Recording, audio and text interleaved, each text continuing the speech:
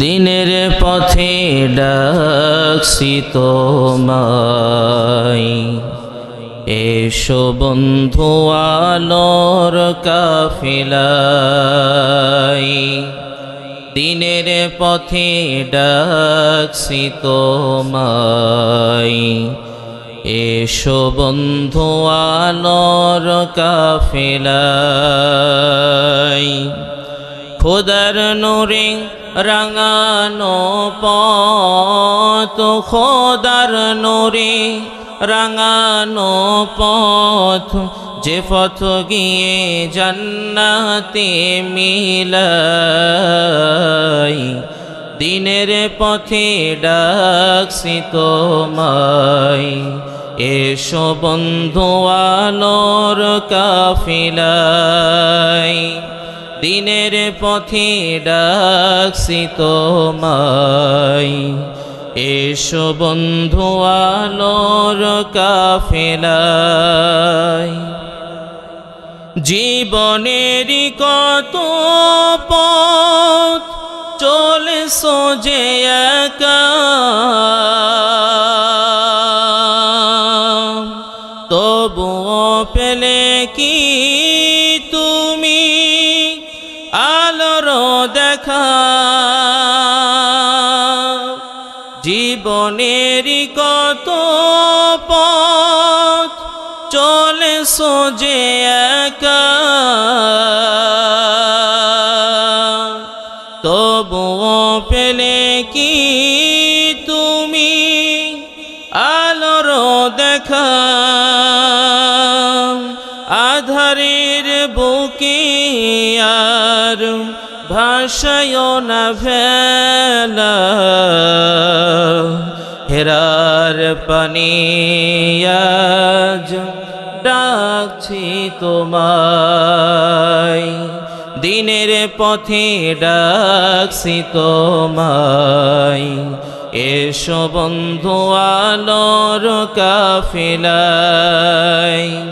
দিনের পথে ডাকছি তোমায়, এসো বন্ধু আলোর কাফিলায়। আমাদের ভালো রাখেন কে? মাঝে মধ্যে পরীক্ষা দিয়ে, পালা মুসিবত দিয়ে আমাদের পরীক্ষা করেন কে? কণ্ঠ দিয়েছেন কে? কণ্ঠ ছিনিয়ে নেওয়ার মালিক কে? মুহূর্তের ভিতরে আপনাকে আমাকে বাক প্রতিবন্ধী বানায় দিতে পারেন কে? এজন্য জীবনে যদি একটাবার স্লোগান দিতে হয়, জীবনে যদি আল্লাহর রাস্তায় যদি একটাবার কথা বলতে হয়, একটাবার যদি তাকবীর ধ্বনি দিতে হয়, তাহলে সেই রবের নামে একটাবার জবান ছেড়ে দিয়ে আকাশ বাতাস মুখরিত করে দিয়ে, পায়ের তলার থেকে শুরু করে মাথার চুল পর্যন্ত শক্তিকে বলবান করে নিয়ে আকাশ বাতাস মুখরিত করে দিয়ে আমরা চিৎকার দিয়ে বলছি আলহামদুলিল্লাহ। তার সালাম পেশ করছি মানবতার কান্ডারি, মানবতার মুক্তির দিশারি, আশরাফুল আম্বিয়া সাইয়্যিদুল মুরসালিন খাতামুন নবিয়্যিন জনাবে মুহাম্মদ রাসূলুল্লাহ সাল্লাল্লাহু আলাইহি ওয়াসাল্লামের প্রতি মাগফিরাত কামনা করছি সেই সমস্ত মারিদে মুজাহিদদের উপর, যারা যুগে যুগে আল্লাহর জমিন আল্লাহর দিন প্রতিষ্ঠার আন্দোলন করতে যে বুকের তাজা রক্ত অকাপটে জমিনে ঢেলে দিয়েছেন। বিশেষ করে জুলাইয়ের বিপ্লবে আমার যে সমস্ত ছাত্র শিবিরের ভাইয়েরা, বিশেষ করে ছাত্র আন্দোলনের শহীদ ভাইয়েরা, আপনাদের সামনে আমি উপস্থাপন করে ভাষায় প্রকাশ করতে পারবো না। সোশ্যাল মিডিয়ার যুগ, আপনারা ইন্টারনেটের যুগ, গুগলে যে এখনই সার্চ দিবেন 5ই আগস্টে ঢাকা শহরের অর্থাৎ সারা বাংলাদেশের ভিতরে সব থেকে মানুষ মারা গিয়েছে কোথায় বেশি?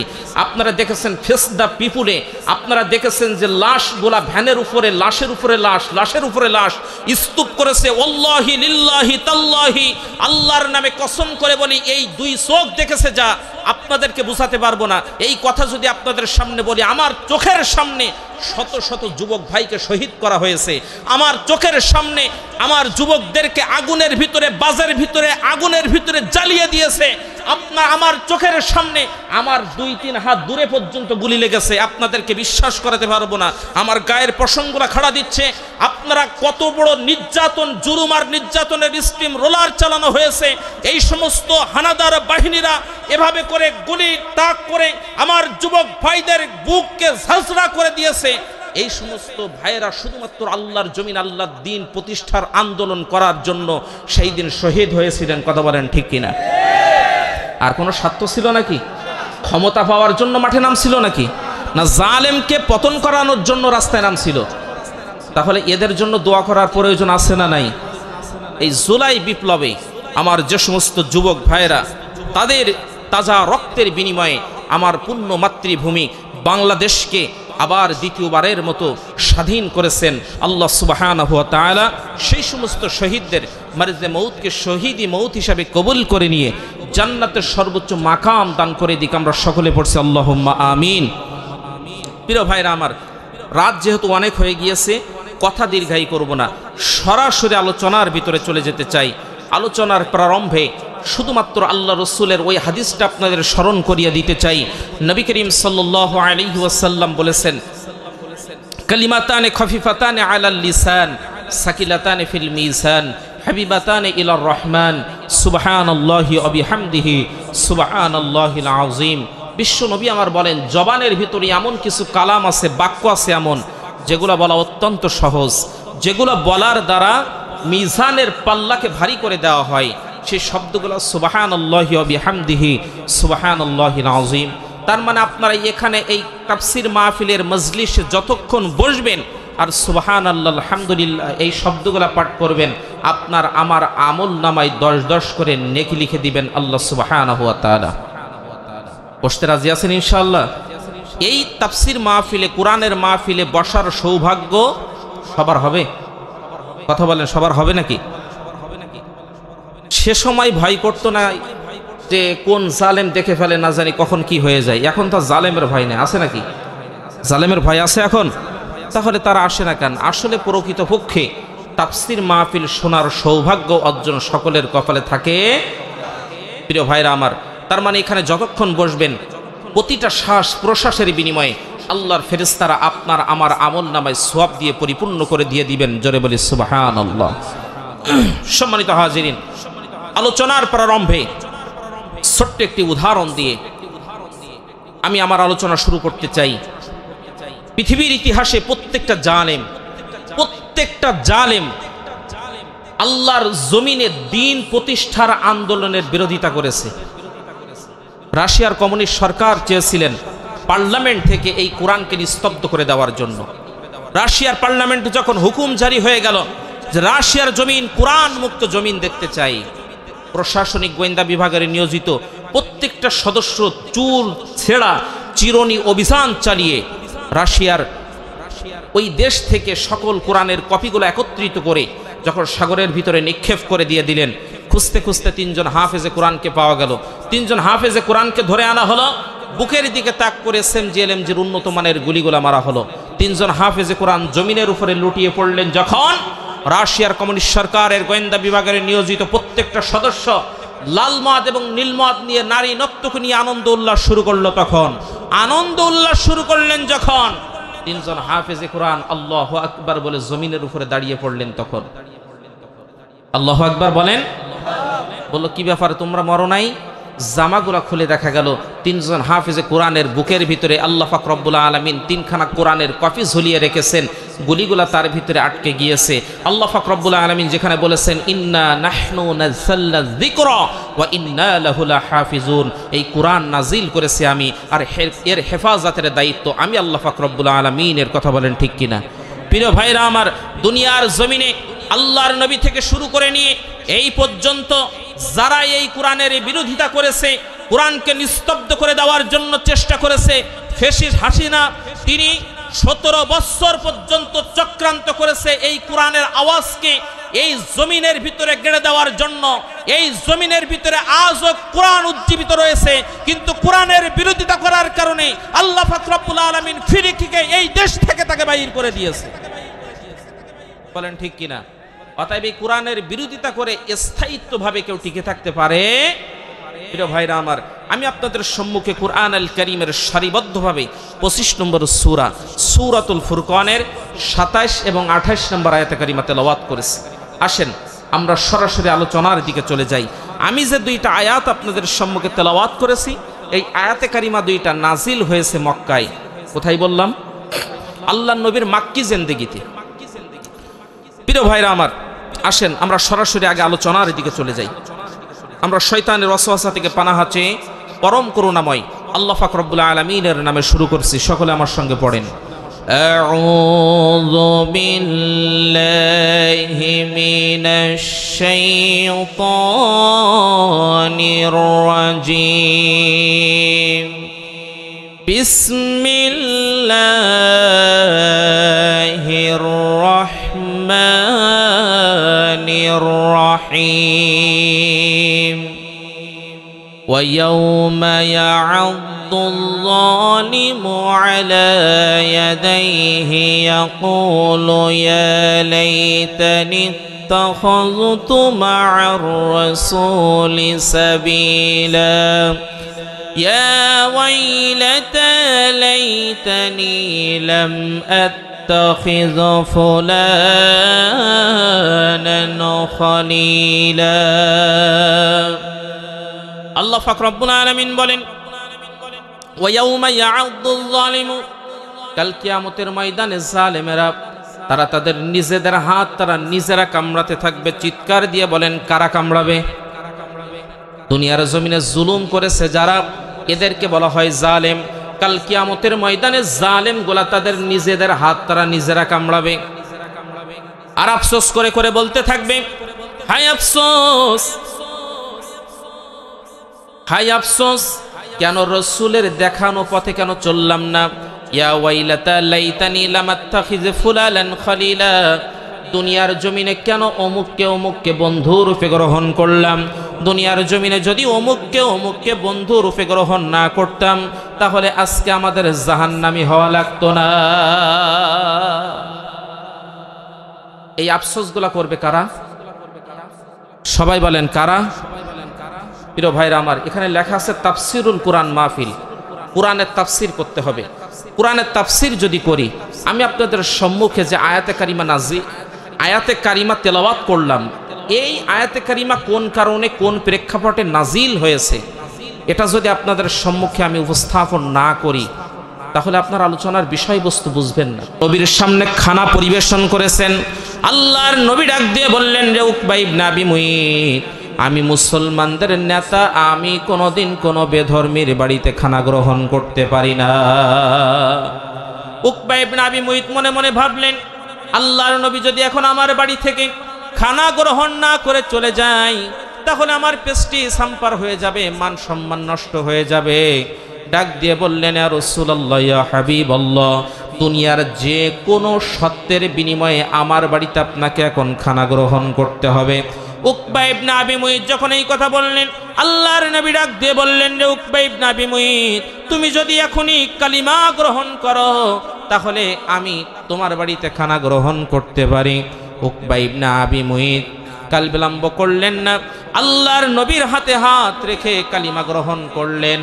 আল্লাহর নবী উকবা ইবনে আবি মুইতের বাড়িতে খানা গ্রহণ করে চলে গিয়েছেন। এই যে উকবা ইবনে আবি মুইতের কালিমা গ্রহণ করার ঘটনাটা মুহূর্তের ভিতরে মক্কার অলিতে গলিতে ফ্ল্যাশ হয়ে গিয়েছে, ভাইরাল হয়ে গিয়েছে। উকবা ইবনে আবি মুইতের একেবারে কাছের বন্ধুর নাম ছিল উবাই ইবনে খলফ, ইসলামের কঠোর দুশমন। উবাই ইবনে খলফের কানের ভিতরে যখন এই আওয়াজ চলে গিয়েছেন, উবাই ইবনে খলফ কাল বিলম্ব করলেন না, ছুটতে ছুটতে উকবা ইবনে আবি মুইতের কাছে চলে গিয়েছেন। ডাক দিয়ে বললেন, রে বন্ধু, শুনলাম নাকি বাপদাদার ধর্মের মুখে লাথি মেরে কালিমা গ্রহণ করেছো। বলল, গে বন্ধু, এই সময় যদি আমি মুহাম্মাদের হাতে হাত রেখে কালিমা গ্রহণ না করতাম তাহলে ওই সময় মুহাম্মদ আমার বাড়িতে খানা গ্রহণ করতো না, আমার মান সম্মান নষ্ট হয়ে যেত। উবাই ইবনে খলফ বললেন, কোনো কিছু শুনতে চাই না, মুহাম্মাদের ধর্ম ছেড়ে দাও। উকবা ইবনে আবি মুইত বললেন, ঠিক আছে, মুহাম্মাদের ধর্ম ছেড়ে দিয়ে দিলাম, বাপদাদার ধর্মের দিকে চলে আসলাম। বলল, মুখের কথাই বিশ্বাস করি না, প্রমাণ দাও। কি প্রমাণ চাও গো বন্ধু? যাও যাও যাও, মুহাম্মাদের সামনে চলে যাও, মুহাম্মাদের চেহারার দিকে যদি তুমি থুতু নিক্ষেপ করে আসতে পারো তাহলে আমি বন্ধু প্রকৃতপক্ষে বুঝে নেব তুমি মুহাম্মাদের ধর্ম ছেড়ে দিয়েছো। উকবা ইবনে আবি মুইত কাল বিলম্ব করলেন না, ছুটতে ছুটতে আল্লাহর নবীর সামনে চলে গেলেন। আল্লাহর নবীর নূরানি চেহারা মুবারকের দিকে জাহান্নামের কীট উকবা ইবনে আবি মুইত থুতু ছিটাই দিয়েছে। জোরে বলি নাউজুবিল্লাহ। কেমনে মারলেন? আল্লাহর নবীর চেহারা মুবারকের দিকে থুতু। আফসোস। আম্মা জান আয়েশা সিদ্দিকা রাদিয়াল্লাহু তাআলা আনহার কাছে মক্কার রমণীরা প্রশ্ন করলেন, ইয়া আম্মা জান আয়েশা সিদ্দিকা রাদিয়াল্লাহু তাআলা আনহা, আমাদের নবীর চেহারার বর্ণনাটা একটাবারে দিয়ে দেন। আম্মা জান আয়েশা সিদ্দিকা রাদিয়াল্লাহু তাআলা আনহা ডাক দিয়ে বললেন, ওগো মক্কার রমণীরা, তোমরা শুনে নাও, মিশরের জমিনে ইউসুফ আলাইহিস সালাতু ওয়াস সালামের চেহারা দেখে যে মিশরের রমণীরা মালটা কাটা বাদ দিয়ে তারা তাদের নিজেদের আঙ্গুলগুলা কেটে ফেলে দিয়েছিল, ওই মিশরের রমণীরা যদি আমার রহমাতুল লিল আলামিন নবীর চেহারাটা দেখতো, হাত কাটতো না রে, হাত কাটতো না, কলিজা কেটে ফেলে দিত, একটাবারের জন্য টের পেত না।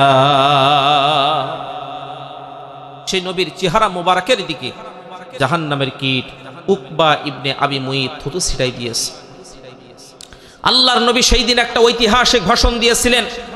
আরে উকবা ইবনে আবি মুইত, তুই শুনে নে, আজকের এই মক্কা নগরীর নেতৃত্ব, কর্তৃত্ব, ক্ষমতা, পাওয়ার আজকে সব কিছু তোদের হাতে বলে আজকে তুই আমার উপরে জুলুম আর নির্যাতনের স্টিম রোলার চালালি। ওগো উকবা ইবনে আবি মুইত, তুই শুনে নে, একদিনে দিন নয়, আরো দিন আছে।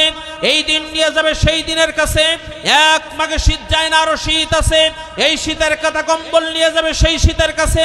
ও উকবা ইবনে আবি মুইত, তুই শুনে নে, সময় যেদিন মুহাম্মদ সাল্লাল্লাহু আলাইহি সাল্লামের অনুকূলে আসবে, সেদিন আমি মুহাম্মদ সাল্লাল্লাহু আলাইহি সাল্লাম ওই উকবা ইবনে আবি মুইত তোর দেহ থেকে আমি কল্লা উড়াই দেব। আল্লাহর নবী উড়াই দিয়েছিলেন ওটা।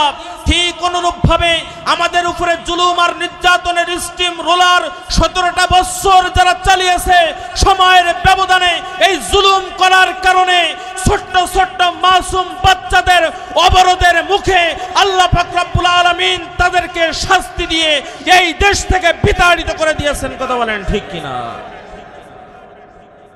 জুলুম করে দুনিয়ার জমিনে স্থায়ীভাবে কেউ টিকে থাকতে পারে?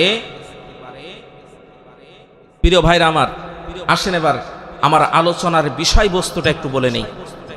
আমার আলোচনার বিষয় হচ্ছে জালেম ধ্বংসের 6টা কারণ। সবাই বলেন কয়টা? জালেম ধ্বংসের কয়টা কারণ বললাম? প্রধানত 6টা কারণ। এটা দিয়ে জালেম ধ্বংসের কয়টা কারণ বললাম? 6টা কারণ। শুনতে রাজি আছেন আপনারা? কোরআন এবং হাদিসের রেফারেন্স দিয়ে দিয়ে আপনাদের সামনে কথা বলবো। পৃথিবীর জমিনে আপনারা খেয়াল করে দেখেন, যত জালেম দুনিয়ার জমিনে এসেছেন, এই 6টা জুলুম করার কারণে, এই 6টা অপরাধ করার কারণে তাদের ধ্বংস অনিবার্য হয়েছে। 1 নাম্বার হচ্ছে জুলুম করা। কি করা? সবাই বলেন কি করা? 1 নাম্বার কি বললাম? কি করা? জুলুম আমাদের উপরে হয় নাই? জুলুম কি আমাদের উপরে হয় নাই? 17টা বছর স্ত্রীর কাছে থাকতে পারি নাই, 17টা বছর সন্তানের বাবা ডাক শুনতে পারি নাই, 17টা বছর আমরা নেতা হারিয়েছি, আমরা পদ হারিয়েছি, আমরা দল হারিয়েছি, আমরা নিবন্ধন হারিয়েছি, আমরা রক্ত দিয়েছি, জীবন দিয়েছি, কিন্তু আমরা সীসা ঢালা প্রাচীরের ন্যায় ইসলামকে প্রতিষ্ঠিত করার জন্য জমিনের ভিতরে আমরা গেড়েছিলাম। কথা বলেন ঠিক কিনা? আমরা 17টা বছর জুলুমের শিকার হয়েও আমরা সীসা ঢালা প্রাচীরের ন্যায় জমিনের ভিতরে গেড়েছিলাম। 17টা বছর আমরা জুলুম সহ্য করেছি, কিন্তু নড়ি নাই। 5 মিনিটের আন্দোলনে দেশ থেকে ছুটকে বাইর হয়ে গিয়েছে। 5 মিনিটের আন্দোলন সহ্য করতে পারে নাই। তাহলে আমরা 17টা বছর কেমনে সহ্য করছি? কথা বলেন। সম্মানিত ভাইরা আমার, তাহলে 1 নম্বরে জুলুম। আল্লাহ পাক রব্বুল আলামিন আল্লাহর নবীর চেহারার দিকে যখন থুতু নিক্ষেপ করে দিয়ে দিলেন জাহান্নামের কীট উকবা ইবনে আবি মুইত, আল্লাহর নবীর চেহারা মলিন হয়ে গিয়েছে। আল্লাহ পাক রব্বুল আলামিন বললেন, হাবিব টেনশন করেন কেন, চিন্তা করেন কেন? সঙ্গে সঙ্গে আল্লাহ পাক রব্বুল আলামিন 25 নম্বর সূরা সূরাতুল ফুরকানের 27 এবং 28 নম্বর আয়াতে কারিমা নাজিল করে দিয়ে দিলেন, ওয়া ইয়াউমা ইয়া'আদ্দুল যালিমু আলা ইয়াদাইহি ইয়াকুলু ইয়া লাইতানি ইত্তাখাযতু মা'আর রাসূলি সাবিলা ইয়া ওয়াইলাতা লাইতানি লাম আত্তাখিয ফুলানান খলিলা। আল্লাহ পাক রব্বুল আলামিন বলেন, কাল কিয়ামতের ময়দানে এই সমস্ত জালেমগুলা নিজেদের হাত তারা নিজেরা কামড়াতে থাকবে, দংশন করতে থাকবে, আর আফসোস করে করে বলতে থাকবে, হায় আফসোস, কেন রসুলের দেখানো পথে চললাম না। ইয়া ওয়াইলাতা লাইতানি লাম আত্তাখিয ফুলানান খলিলা, দুনিয়ার জমিনে কেন অমুককে বন্ধু বানালাম। দুনিয়ার জমিনে যদি ওই অমুককে বন্ধু না বানাতাম, তাহলে আজকে আমাদেরকে এমন জাহান্নামী হওয়া লাগতো না। আমার ও আওয়ামী লীগ ভাইয়েরা, আপনাদেরকে উদাত্ত আহ্বান করি, এই আয়াত আপনারা কান খুলে শোনেন। কোনো মা কোনো দিন তার সন্তানকে ফেলে রেখে কোনো দিন পালাতে পারে না। আপনারা এই ইতিহাস থেকে শিক্ষা নেন। আপনারা সর্বসময় মা মা বলে মুখের ভিতরে যাকে ফেনা তুলে দিতেন, আপনারা তাদের কর্মী হওয়ার পরেও কর্মীর চিন্তা যে মা করে নাই, ওই মাকে তালাক দিয়ে দেন। দ্বিতীয়বারের জন্য এই স্বপ্ন দেখবেন না, এই রক্ত দিয়ে কেনা পূর্ণ মাতৃভূমি বাংলাদেশের ভিতরে কোনো খুনি হাসিনার দ্বিতীয়বার আর জায়গা হবে না।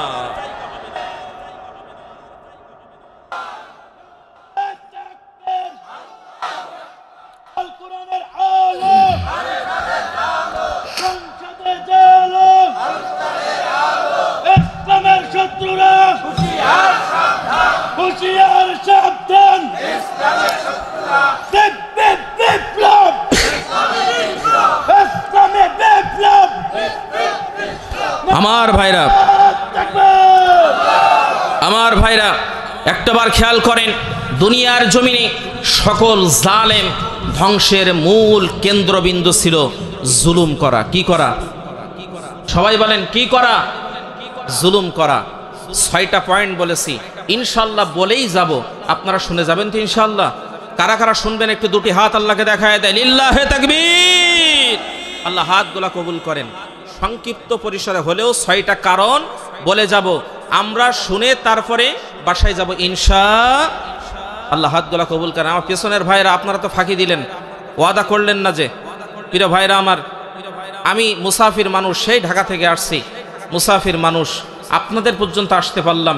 কোরআনের কথা আপনাদের সামনে বলবো, এখান থেকে টুক করে আপনারা আলোচনা শেষ হবে, বাসায় যাবেন, ঘুমাবেন, আর আমাকে ছুটতে হবে সেই আমার নীড়ের টানে, সেই শত শত মাইল দূরে। আপনারা বাসায় যেয়ে ঘুমাতে পারবেন, কিন্তু আমাদের চোখে ঘুম নাই। আমাকে ফেলে, মেহমানকে ফেলে আপনারা কি বাসায় যাবেন? কি বাসায় যাবেন? প্রিয় ভাইরা আমার, আসেন, আল্লাহ পাক রব্বুল আলামিন 42 নম্বর সূরা সূরা 42 নম্বর আয়াতে কারিমার ভিতরে বলেন, রব্বুল আলামিন বলেন, ইন্নামাস সাবিলু আলাল্লাযীনা ইয়াযলিমুনান নাসা ওয়া ইয়াবউনা ফিল আরদি বিগাইরিল হক উলাইকা লাহুম আযাবুন আলীম। আল্লাহ পাক রব্বুল আলামিন বলেন, ইন্নামাস সাবিলু আলাল্লাযীনা ইয়াযলিমুনা। আল্লাহ পাক রব্বুল আলামিন বলেন, কাল কিয়ামতের ময়দানে শুধুমাত্র তাদের বিরুদ্ধেই ব্যবস্থা গ্রহণ করা হবে যারা দুনিয়ার জমিনে জুলুম করেছে। কি করেছে? সবাই বলেন কি করেছে? আর তাদের জন্য রয়েছে ভয়ানক জাহান্নামের আযাব। কাল কিয়ামতের ময়দানে শুধুমাত্র তাদের বিরুদ্ধেই ব্যবস্থা গ্রহণ করা হবে যারা দুনিয়ার জমিনে অন্যায়ভাবে মানুষের উপরে জুলুম করেছে। সম্মানিত হাজিরিন, অত্র আয়াতে কারিমার আলোকে আল্লামা যাহাবী রাহিমাহুল্লাহর কিতাবুল কাবায়ের থেকে জুলুম প্রসঙ্গে আমরা সংক্ষিপ্ত পরিসরের আমরা শিক্ষা নেওয়ার জন্য একটা ঘটনার ইতি টানতে পারি। আল্লামা যাহাবী রাহিমাহুল্লাহ তার কিতাবুল কাবায়েরের ভিতরে তিনি বর্ণনা করেন, আমি একদিন পথ দিয়ে যাচ্ছিলাম, পথিমধ্যে দেখি তিন রাস্তার মোড়ে এক যুবক চাদর আবৃত হওয়া, ওই যুবক মানুষদেরকে হাত ছানি দিয়ে দিয়ে ডাক দিচ্ছে, ওগো দুনিয়ার মানুষেরা, তোমরা অন্যায়ভাবে মানুষের উপরে জুলুম আর নির্যাতনের স্টিম রোলার তোমরা চালিও না। ওগো দুনিয়ার মানুষেরা, তোমরা জুলুম করো না, অন্যায়ভাবে মানুষের উপরে তোমরা জুলুম করো না। আল্লামা যাহাবী রাহিমাহুল্লাহ তিনি বলেন, মনের ভিতরে প্রশ্ন জাগলো, যুবক কেন তিন রাস্তার মোড়ে মানুষদেরকে এভাবে আহ্বান করে? যুবকের কাছে প্রশ্ন করলাম, ওগো যুবক, তিন রাস্তার মোড়ে মানুষদেরকে জুলুম থেকে বেঁচে থাকার জন্য তুমি কেন সাবধান করতেছো? যুবক এবার ডাক দিয়ে বললেন, রে পথিক, জানি না আপনার পরিচয় কি, কোথা থেকে এসেছেন তাও জানতে চাই না, কিন্তু আমার জীবনে এমন একটা ঘটনা ঘটে গিয়েছে, সেই দিনের পর থেকে নিয়ে আজ পর্যন্ত আমি মানুষদেরকে জুলুম থেকে বেঁচে থাকার জন্য নসিহত করি। আল্লামা যাহাবী রাহিমাহুল্লাহ তিনি বলেন, আমার জানার আগ্রহ কৌতূহল আরো দ্বিগুণ হয়ে গেল। যুবকের কাছে প্রশ্ন করলাম, রে যুবক, তোমার জীবনে এমন কি ঘটনা ঘটেছে যার কারণে তুমি মানুষদেরকে জুলুম থেকে বেঁচে থাকার জন্য সাবধান করতেছো? আল্লামা যাহাবী রাহিমাহুল্লাহ তিনি বলেন, যুবকের কাছে যখন প্রশ্ন করলাম, যুবক এবার ডাক দিয়ে বললেন, ওগো পথিক, আমি ছিলাম সমাজের ভিতরে একটু নেতা কোয়ালিটির মানুষ। আমার নেতাগিরির জ্বালাই মানুষেরা সঠিকভাবে জীবন যাপন করতো না। আমি অন্যায়ভাবে যখন যেটা ইচ্ছা আমি মানুষের উপরে অন্যায় চাপিয়ে দিতাম, জুলুম করতাম, কিন্তু এর প্রতিবাদ করার ক্ষমতা কারোর ছিল না। এমন ধরনের জালেম সমাজের ভিতরে ছিল কি ছিল না? সবাই বলেন, ছিল কি ছিল না? এখনো সেই জালেমগুলা সমাজের ভিতরে আছে, কিন্তু মাথা উঁচু করার ক্ষমতা নাই। কথা বলেন, এই সমস্ত জালেমগুলো এখনো কিন্তু পালাই নাই। তাদের মা পালাইছে, তাদের নেতারা পালাইছে, কিন্তু তারা পালাই নাই। আর আপনি মনে করেন না যে শুধুমাত্র খাচ্ছে যাচ্ছে আর ঘুমাচ্ছে, আপনার বিরুদ্ধে কিন্তু সে ষড়যন্ত্রর বীজ বপন করতেছে। কিন্তু এই বীজ বপন করতে দেওয়া যাবে, সাথে সাথে বীজ দিয়ে ওই বীজকে নষ্ট করে দিতে হবে কি হবে না? সবাই বলেন, দিতে হবে কি হবে না? এই বীজ যদি পুনরায় আবার দ্বিতীয়বারের জন্য জন্মাতে দেওয়া হয়, দ্বিতীয়বারের জন্য যদি আবার জন্মাতে দেওয়া হয়, আর গাছপালা দিয়ে যদি শাখা প্রশাখা যদি আবার বিস্তার করে, তাহলে মনে রাখতে হবে, আল্লাহর জমিনে কোরআনকে নিস্তব্ধ করে দেওয়ার জন্য, ইসলামকে নিস্তব্ধ করে দেওয়ার জন্য, ইসলামী আন্দোলনকে নিস্তব্ধ করে দেওয়ার জন্য যে কর্মসূচি তারা মাঠে ময়দানে কাজ শুরু করেছিল, সেটা 100-এ বাস্তবায়িত করে ফেলবে এবং আল্লাহর জমিন থেকে উৎখাত করে দিয়ে দিবে। এজন্য আপনাকে আমাকে শিক্ষা নিতে হবে। স্বাধীনতা অর্জন করা সহজ, কিন্তু স্বাধীনতা রক্ষা করা কঠিন। এই স্বাধীনতাকে ধরে রাখার জন্য রক্ত দিতে হবে, জীবন দিতে হবে। আমৃত্যু আল্লাহর জমিন, আল্লাহর দ্বীন প্রতিষ্ঠার আন্দোলন করতে হবে। কারা কারা রাজি আছেন দুটি হাত আল্লাহকে দেখায় দেই।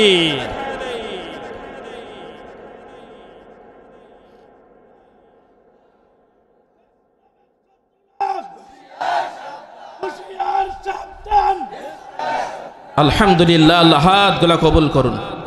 প্রিয় ভাইরা আমার, দ্বিতীয়বারের জন্য আর মাথা চাড়া দিতে দেওয়া যাবে? কথা বলেন, যাবে? আল্লামা যাহাবী রাহিমাহুল্লাহ বলেন, যুবকের কাছে যখন প্রশ্ন করলাম, রে যুবক, কি কারণে তুমি এখানে নসিহত করতেছো, মানুষদেরকে জুলুম থেকে বেঁচে থাকার জন্য সাবধান করতেছো? যুবক ডাক দিয়ে বলেন, এলাকার বড় নেতা ছিলাম, নেতার বলে মানুষের উপরে অন্যায়ভাবে জুলুম করতাম। একদিন পথ দিয়ে যাচ্ছিলাম, নদীর কিনারা দিয়ে দেখলাম একটা জেলে মাছ ধরতেছে। আমি যখন তার কিনারায় গেলাম, যাওয়ার পরে দেখলাম জেলের পাতিলের ভিতরে বড় আকৃতির একটা মাছ। আমি জেলেকে বললাম, রে জেলে, মাছটা আমাকে দিয়ে দে। জেলে ডাক দিয়ে বললেন, রে ও যুবক, ও নেতা, সকাল থেকে নিয়ে শুরু করে সন্ধ্যা পর্যন্ত নদীর ভিতরে জাল বেয়ে একটা মাত্র বড় মাছ আমার জালের ভিতরে ধরা পড়েছে। এই মাছটা যদি তুমি এখন নিয়ে নাও, এই মাছটা নিয়ে আমি এখন বাজারে যাব, বিক্রয় করব, সদাই কিনবো, গোটা পরিবার সেগুলো রাতে ভক্ষণ করবে। তুমি যদি মাছটা নিয়ে নাও তাহলে বাজারও করা হবে না, আমার গোটা পরিবার সারাটা রাত উপোস করবে, আমার সঙ্গে বড় জুলুম হয়ে যাবে। যুবক ডাক দিয়ে বলেন, আমার কলিজার ভিতরে চুল পরিমাণ দয়া মায়া হলো না। ওই জেলের মাছের গালের ভিতরে আঙ্গুল ঢুকাই দিলাম, কানকুর ভিতরে আঙ্গুল ঢুকাই দিয়া সিনাই নিয়া বাড়ির উদ্দেশ্যে রওনা হয়ে গেলাম। যুবকের প্রতিবাদ করার ক্ষমতা নাই, পেছন থেকে শুধু আওয়াজ দিচ্ছে, রে যুবক, আমি জানি দুনিয়ার জমিনের কোনো আদালতে যে তোর বিরুদ্ধে মামলা দিলে মামলা গ্রান্টেড হবে না, যেমনটা আমাদের ক্ষেত্রে হয়েছিল। কথা বলেন, 8টা 10টা পর্যন্ত মামলা, কিন্তু আমরা কি কাউকে মামলা দিতে পেরেছিলাম? সম্মানিত ভাইরা আমার, জেলে এবার পেছন থেকে বলতেছে, ও নেতা, ও যুবক, তোমার বিরুদ্ধে কোনো আদালতে আমি মামলা দিতে পারবো না, কিন্তু তুমি শুনে রেখে দাও, যার কাছে মামলা দিলে মামলা সঙ্গে সঙ্গে গ্রান্টেড হয়ে যায়, কবুল হয়ে যায়, আর তুমিও প্রতিবাদও করতে পারবা না, আমি আমার সেই রবের দরবারে এই মামলা দিয়ে দিলাম। মামলা দিয়েছে কার কাছে? আমরা মামলা দিয়েছিলাম কার কাছে? সবাই জবান খুলে বলতে হবে, আমরা মামলা দিয়েছিলাম কার কাছে? আল্লাহর নবী বলেন, ইত্তাকি দাওয়াতাল মাজলুম ফাইন্নাহা লাইসা বাইনাহা ওয়া বাইনাল্লাহিল হিজাব।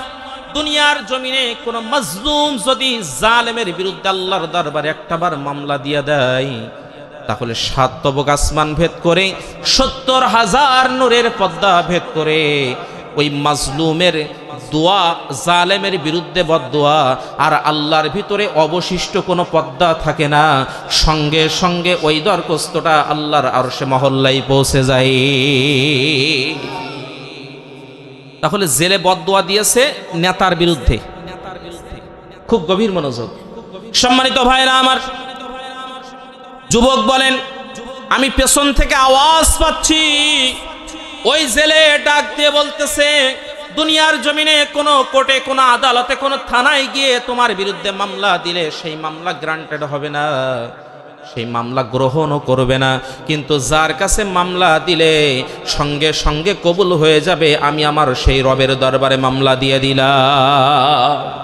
আল্লাহর আরশে মহল্লায় দোয়া কবুল হয়ে গিয়েছে। আল্লামা যাহাবী রাহিমাহুল্লাহ তিনি বলেন, যুবক এবার বর্ণনা করতেছেন, আমি বাড়ির উদ্দেশ্যে যখন রওনা হয়ে গিয়েছি, বাড়ি পৌঁছাতে পারি নাই, তার আগ মুহূর্তে অসতর্কতা বশত এই আঙ্গুলের ভিতরে মাছের একটা দাঁতের আল বসে গেছে। মাছের একটা দাঁতের আল যখন এই আঙ্গুলের ভিতরে বসে গিয়েছে, ঝাড়া মেরে আমার স্ত্রীর সামনে মাছটা ফেলে দিয়ে দিলাম। ডাক দিয়ে বললাম, রে প্রাণের স্ত্রী, মাছটা নাও, সুন্দর করে ভুনা করবা, রাতে কিন্তু তুমি আর আমি মজা করে খাবো। এই বলে অন্য কাজের উদ্দেশ্যে বাইর হয়ে গেলাম। সময় যত যাই আঙ্গুলের ভিতরে যন্ত্রণা বাড়ে, সময় যত যাই আঙ্গুলের ভিতরে যন্ত্রণা বাড়ে। আমি ব্যাকুল হয়ে যাচ্ছি, পেরেশান হয়ে যাচ্ছি, মাছ আর খাওয়া হলো না।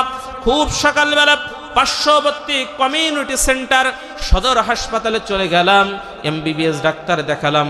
বিভিন্ন পরীক্ষা নিরীক্ষার মাধ্যম দিয়ে আমাকে বললেন, রে যুবক, তোমার এই আঙ্গুলের ভিতরে এমন এক ধরনের জীবাণু প্রবেশ করেছে, এখনই যদি আঙ্গুল কেটে বাদ না দেওয়া হয় তাহলে এই জীবাণু কিন্তু ভেতরে ঢুকতে পারে। যন্ত্রণায় অস্থির হয়ে গেলাম। ডাক্তারকে ডাক দিয়ে বললাম, ডাক্তার সাহেব, দেরি করবেন না, আঙ্গুল কেটে ব্যান্ডেজ করে দেন। আঙ্গুল কেটে বাদ দিয়ে দিলেন, যন্ত্রণা কমে না। কিছুদিন পরে চলে গেলাম, ডাক্তার পরীক্ষা নিরীক্ষা করে হাতের কবজি থেকে কেটে বাদ দিয়ে দিলেন। কিছুদিন হয়ে গেল, যন্ত্রণা কমে না। ডাক্তারের কাছে যেয়ে বললাম, রে ডাক্তার, কি খেয়ে লেখাপড়া শিখছেন? যন্ত্রণা তো কমে না, কি খেয়ে লেখাপড়া শিখছেন? ডাক্তার পরীক্ষা নিরীক্ষা করে হাতের এখান থেকে কেটে বাদ দিয়ে দিলেন। আর ডাক দিয়ে বললেন, রে যুবক, এবার যদি জীবাণু তোমার শরীরের ভিতরে প্রবেশ করে তাহলে কিন্তু তোমাকে আর বাঁচানো যাবে না। আমি এবার মহাপেরেশানির ভিতরে চলে গেলাম। আলেম সমাজ খোঁজা শুরু করলাম। আলেমদের কাছে যখন পরামর্শ চাইলাম, আলেমরা বললেন, সকল ঘটনাগুলা শোনার পরে ডাক দিয়ে বললেন, রে যুবক, ওই যে তুমি জেলের সঙ্গে জুলুম করেছিলে, তার বদদোয়া আল্লাহর দরবারে কবুল হয়ে গিয়েছে, যার কারণে এটা হচ্ছে। যতক্ষণ জেলে মাফ না করবে এই রোগের ঔষধ দুনিয়ার জমিনে নাই।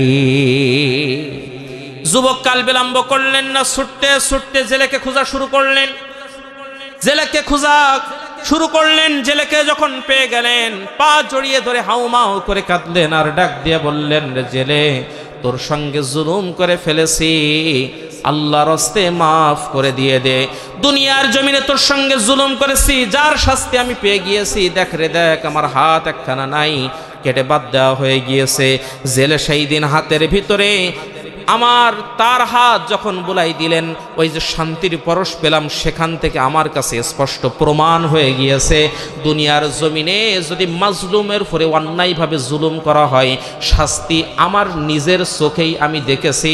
সেখান থেকে দুনিয়ার জমিনে কোনোদিন জুলুম করি নাই। আমি মাপসে নেওয়ার পরের থেকে মানুষদেরকে জুলুম থেকে বেঁচে থাকার জন্য সাবধান করি। ও দুনিয়ার জালেমেরা, তোমরা এই ঘটনা থেকে শিক্ষা গ্রহণ করো। তোমাদের সামনে যারা জুলুম করেছো তাদেরকে আল্লাহ পাক রব্বুল আলামিন এমন শাস্তি দিয়েছেন, পৃথিবীর ইতিহাসে এমন কোন দেশ নাই যে দেশের সকল এমপি মন্ত্রীরা একবারে পলাইছে। পৃথিবীর একটা দেশ দেখাই দেন তো একসাথে এত এমপি মন্ত্রী পলাইছে। আশ্চর্য হয়ে যাবেন, আমাদের বাংলাদেশের সবচেয়ে বড় যে মসজিদ বাইতুল মুকাররম, সেই বাইতুল মুকাররমের ইমাম পর্যন্ত পলাইছে। তাহলে কত বড় জুলুম করেছে একটা বার চিন্তা করতে পারেন? মানে ও যদি জুলুম না করতো তাহলে কেউ ফলাতো? তাহলে জুলুমের মাত্রা কোন পর্যন্ত পৌঁছে গিয়েছিল। আসতেছে সামনে, মজা তো পাবেন, ডাউলের মজা পাবেন কিন্তু তলে। কথা বলেন, আমানি ঠেলি তারপরে পান্তা। আপনাদের বলে তো আমানি ঠেলি পান্তা বলে তো? ওই যে ভাতের ভিতরে পানি দিয়ে সকালবেলা খাওয়া হয়, এতে কি বলে আপনাকে? পান্তা ভাত বলে তো? তাহলে আমানি ঠেলি তারপর পান্তা, আমাকে একটু সাজাইয়ে আলোচনা পর্যন্ত জাতি দেন, তারপরেই আপনারা পান্তা পেয়ে যাবেন ইনশাআল্লাহ। প্রিয় ভাইরা আমার, যে কথা বলছিলাম, শিক্ষা নিতে হবে। শুধু শুনলেই হবে না, শিক্ষা নিতে হবে। পৃথিবীর জমিনে কোন জালেম স্থায়ীভাবে দুনিয়ার জমিনে জুলুম করে টিকে থাকতে পারে? আল্লাহ পাক রব্বুল আলামিন দুনিয়ার জমিনে শাস্তি দিয়েছেন, পরকালে আখিরাতেও তাদেরকে শাস্তির ব্যবস্থা করে দিয়ে দিবেন। কথা বলেন ঠিক কিনা? সম্মানিত হাজিরিন, বাস্তব প্রমাণ নিয়ে নেন। সূরা আর রহমান যেদিন নাজিল হয়ে গেল, আল্লাহর নবী তার সাহাবীদেরকে ডাক দিয়ে বললেন, সাহাবীরা, তোমাদের ভিতর থেকে কে পারবে খানাই কাবার চত্বরে যে সূরা আর রহমান তেলাওয়াত করতে? আব্দুল্লাহ ইবনে মাসউদ রাদিয়াল্লাহু তাআলা আনহু দাঁড়িয়ে গেলেন। লব্বাইক ওয়া সাদাইকা ইয়া রাসূলুল্লাহ, ইয়া রাসূলুল্লাহ, ইয়া হাবিবাল্লাহ, আমি পারবো খানাই কাবার চত্বরে যে সূরা আর রহমান তেলাওয়াত করতে। আব্দুল্লাহ ইবনে মাসউদ রাদিয়াল্লাহু তাআলা আনহু চলে গেলেন। খানাই কাবার চত্বরে যখন সুরলিত কণ্ঠে সূরা আর রহমান থেকে তেলাওয়াত শুরু করেছেন, আবু জাহেলের কর্ণ কুহুরের ভিতর দিয়ে ঢুকে কলিজার ভিতরে ছেদ করেছে। মনে হচ্ছে যেন কলিজার ভিতরে কে ধনুক ছুড়ে দিয়েছে। আবু জাহেলের গায়ের ভিতরে আগুন ধরে গিয়েছে। এই কোরআনের আওয়াজ এই জমিনের ভিতরে এই 16 বছর আবু জাহেলের পেতাত্তারা শুনেছে, আর তাদের কলিজাগুলা ছিদ্র হয়ে গিয়েছে। শত শত তাফসীর মাহফিলগুলা, কোরআনের মাহফিলগুলা বন্ধ করে দিয়েছে। কথা বলেন, কারণ এই কোরআনের আওয়াজ সকলে সহ্য করতে পারে না। এই কোরআনের আওয়াজ যারা সহ্য করতে পারে না, স্পষ্টভাবে বুঝতে হবে আবু জাহেলের রক্ত যাদের দেহের ভিতরে প্রবাহমান, তারাই এই কোরআনের আওয়াজকে সহ্য করতে পারে। এই পাবলিক আছে না নাই? কিয়ামত পর্যন্ত থাকবে, কিয়ামত পর্যন্ত থাকবে। সম্মানিত ভাইরা আমার,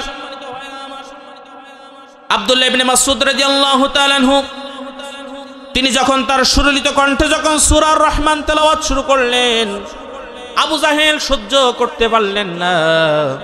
ছুটতে ছুটতে খানাই কাবার চত্বরে চলে আসলেন। ডাক দিয়ে বললেন, আব্দুল্লাহ ইবনে মাসউদ, তুই কি জানিস না এই মক্কা নগরীর নেতৃত্ব, কর্তৃত্ব, ক্ষমতা পাওয়ার সব কিছু আমাদের হাতে। তুই যে কোরআন থেকে তেলাওয়াত করবি, তুই কি আমাদের কাছ থেকে অনুমতি নিয়েছিস? আমাদের দেশেও আবু জাহেলের মতো এই ধরনের সাথে কথার সাথে কথা মিলিয়ে এক ধরনের নেতারা বলতো, তোমরা যে তোমাদের এলাকায় তাফসীর মাহফিল করবা, আমাদের কাছ থেকে কি অনুমতি নিয়েছো? কি এমনটা শোনেন না আপনারা? আপনারা যদি শুনে থাকেন তাহলে ঠিক বেঠিক বলছেন না কেন প্রিয় ভাইরা? আবু জাহেল সেদিন বলেছিলেন, রে আব্দুল্লাহ ইবনে মাসউদ, এই মক্কা নগরীর নেতৃত্ব, কর্তৃত্ব, ক্ষমতা পাওয়ার সব কিছু আমাদের হাতে। আজকে যে তুই সূরা রহমান থেকে তেলাওয়াত করবি, তুই কি আমাদের কাছ থেকে অনুমতি নিয়েছিস? ঠিক অনুরূপভাবে আবু জাহেলের প্রেতাত্ম যারা সমাজের ভিতরে, তারাও বলেছিল আমরাই ক্ষমতায় আছি, আমরাই পাওয়ারে আছি, আমরা নেতৃত্ব দিচ্ছি, কর্তৃত্ব দিচ্ছি, তোমরা যে তাফসীর মাহফিল করবা আমাদের কাছ থেকে কি অনুমতি নিয়েছো? সেদিন আব্দুল্লাহ ইবনে মাসউদ কি বলেছিলেন শুনেন। আব্দুল্লাহ ইবনে মাসউদ রাদিয়াল্লাহু তাআলা আনহু সেদিন বলেছিলেন, ওগো আবু জাহেল, তুই শুনে নে, আল্লাহর জমিন, আল্লাহর কোরআন থেকে তেলাওয়াত করা হবে, কোন মানুষরূপী জালেমের কাছে অনুমতি নেওয়ার প্রয়োজন আমাদের নাই। ঠিক অনুরূপভাবে আমরা মর্দে মুসলমান মুজাহিদরা বলতে চাই, আল্লাহর জমিনে আল্লাহর কোরআনের তাফসীর মাহফিল উন্মুক্ত হবে। এই দুনিয়ার জমিনে নব্য আবু জাহেলের কোন মতাদর্শ আমরা গ্রহণ করে নিয়ে আবু জাহেলের কাছ থেকে অনুমতি নেওয়ার প্রয়োজন আমাদের নাই। কথা বলেন ঠিক কিনা? জমিন কার? সবাই বলেন জমিন কার? আসমান কার? এই কোরআন কার? তাহলে আল্লাহর জমিনে আল্লাহর কোরআনের বিরোধিতা করে যারা, স্পষ্ট আবু জাহেলের উত্তরসূরি তারা। বলেন ঠিক কিনা? সম্মানিত ভাইরা আমার, আবু জাহেলের কলিজার ভিতরে আঘাত লাগছে। প্রথমত কোরআন তেলাওয়াত করেছে, কলিজার ভিতরে আঘাত লাগছে। দ্বিতীয়ত আব্দুল্লাহ ইবনে মাসউদ প্রতিবাদ করেছেন, তার কলিজার ভিতরে পেস্টি সাম্পার হয়ে গিয়েছে। এখন কি করবে? জুলুম করা শুরু করছে। আমার প্রিয় ভাইরা, একটাবার খেয়াল করেন, আব্দুল্লাহ ইবনে মাসউদ রাদিয়াল্লাহু তাআলা আনহুর কানের উপরে আবু জাহেল এমন জোরে চপেটাঘাত করলেন, কানের পর্দা ফেটে গলগল করে রক্ত বাইর হওয়া শুরু হয়ে গেল। আব্দুল্লাহ ইবনে মাসউদ রাদিয়াল্লাহু তাআলা আনহু কানের ভিতরে আঙ্গুল ঢুকাই দিয়া কাঁদতে কাঁদতে আল্লাহর নবীর দরবারে চলে গেলেন। আল্লাহর নবী ডাক দিয়ে বললেন, রে আব্দুল্লাহ ইবনে মাসউদ, তোমাকে পাঠালাম খানায় কাবার চত্বরে সূরা আর রহমান তেলাওয়াত করতে। তোমার কান কেন ফেটে গিয়েছে? কি কারণে ফেটে গিয়েছে? আর কান দিয়ে রক্ত বা পড়তেছে কেন? আব্দুল্লাহ ইবনে মাসউদ রাদিয়াল্লাহু তাআলা আনহু সকল ঘটনাগুলো যখন আল্লাহর নবীর সামনে উপস্থাপন করলেন, আল্লাহর নবীও কাঁদে, আল্লাহর নবীর সাহাবীরাও কাঁদে, আব্দুল্লাহ ইবনে মাসউদ রাদিয়াল্লাহু তাআলা আনহু কাঁদে। কিছুক্ষণ পরে আল্লাহর নবী আসমানের দিকে মুখটা উত্তোলন করলেন, ছোট্ট করে মুস্কি হাসি দিয়ে দিলেন। সাহাবীরা প্রশ্ন করলেন, ইয়া রাসূলুল্লাহ, ইয়া হাবিবাল্লাহ, আপনার সাহাবী আব্দুল্লাহ ইবনে মাসউদ রাদিয়াল্লাহু তাআলা আনহুর এমন দুঃখের দিনে আপনিও তো কিছুক্ষণ আগেও কাঁদলেন। ওগো নবীজি, কি কারণে, কি দেখেছেন এমন যার কারণে আপনি মুস্কি হাসি দিয়ে দিলেন? আল্লাহর নবী কোনো কথা বললেন না। কিছুদিন যেতে না যেতেই বদরের ময়দানে জিহাদের দামামা যখন বেজে গেল, বদরের ময়দানে ছোট্ট ছোট্ট দুইটা বাচ্চা মাআজ এবং মুআজ, আপনারা ঘটনা জানেন, আবু জাহেলকে পাকড়াও করলেন, আচ্ছা মুঠো পিটিয়েছেন, অর্ধ মরা অবস্থায় তাকে যখন ফেলে রেখেছেন, শুধুমাত্র জানটা বাকি রয়েছে। আল্লাহর নবী বদরের ময়দানে জিহাদ যখন শেষ হয়ে গিয়েছে, আল্লাহর নবী বললেন, ওগো সাহাবীরা, তোমাদের ভিতর থেকে কে পারবে আবু জাহেলের সর্বশেষ আপডেট খবরটা আমার কাছে এনে দিতে? সকলে ছড়িয়ে ছিটিয়ে পড়লেন। আব্দুল্লাহ ইবনে মাসউদ রাদিয়াল্লাহু তাআলা আনহু খোঁজা শুরু করছেন, বড় শয়তানটা কোথায়? খুঁজতে খুঁজতে যখন আবু জাহেলকে উপর অবস্থায় পেয়ে গেলেন, সোজা করলেন, বুকের উপরে চেপে বসলেন। বসার পরে আবু জাহেলের সেন্স যখন ফিরে আসছে, তাকিয়ে দেখলেন আব্দুল্লাহ ইবনে মাসউদ তার বুকের উপরে বসা, তরবারিটা গলার উপরে ধরা। আব্দুল্লাহ ইবনে মাসউদ রাদিয়াল্লাহু তাআলা আনহুকে ডাক দিয়ে বললেন, আবু জাহেল ডাক দিয়ে বললেন, ওগো আব্দুল্লাহ ইবনে মাসউদ, আমি জানি আজকে তোর হাত থেকে নিস্তার পাওয়ার কোনো সুযোগ আমার নাই, কিন্তু তুই যখন আমার দেহ থেকে কল্লাটা কাটবি, এই দিক থেকে না কেটে এই দিক থেকে কাটিস, কারণ এই মক্কা নগরের সবচাইতে বড় নেতা হলাম আমি। আমার খণ্ডিত মাথা নিয়ে যখন আনন্দ উল্লাস করবি, মক্কার মানুষগুলা যেন দেখে বুঝতে পারে বড় নেতার বড় মাথা।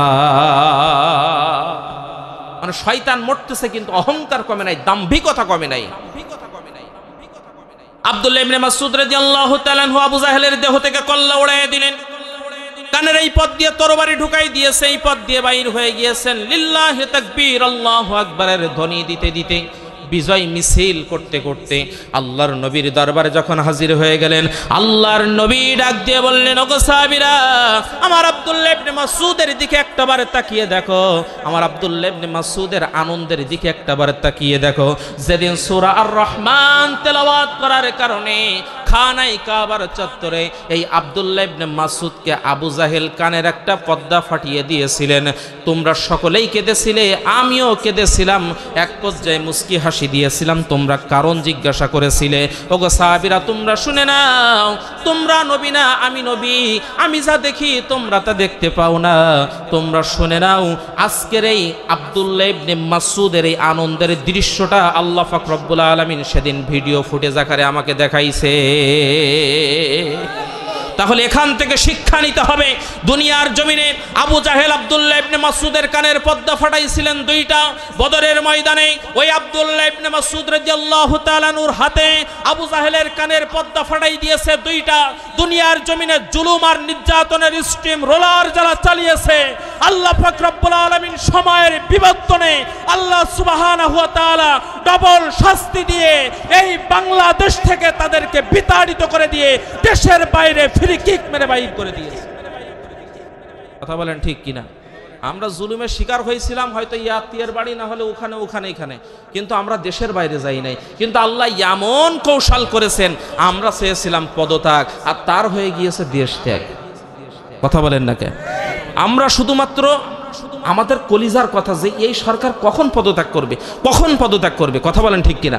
আল্লাহ বলতেছেন রে বোকা, তোরা তো বুঝিস না, আমার পরিকল্পনা তোরা জানিস না, তোদের চাওয়াটা ছোট হতে পারে কিন্তু আমার দেওয়াটা ছোট হতে পারে না, তোদের চাওয়া ছোট হতে পারে কিন্তু আমার দেওয়া ছোট হতে পারে না।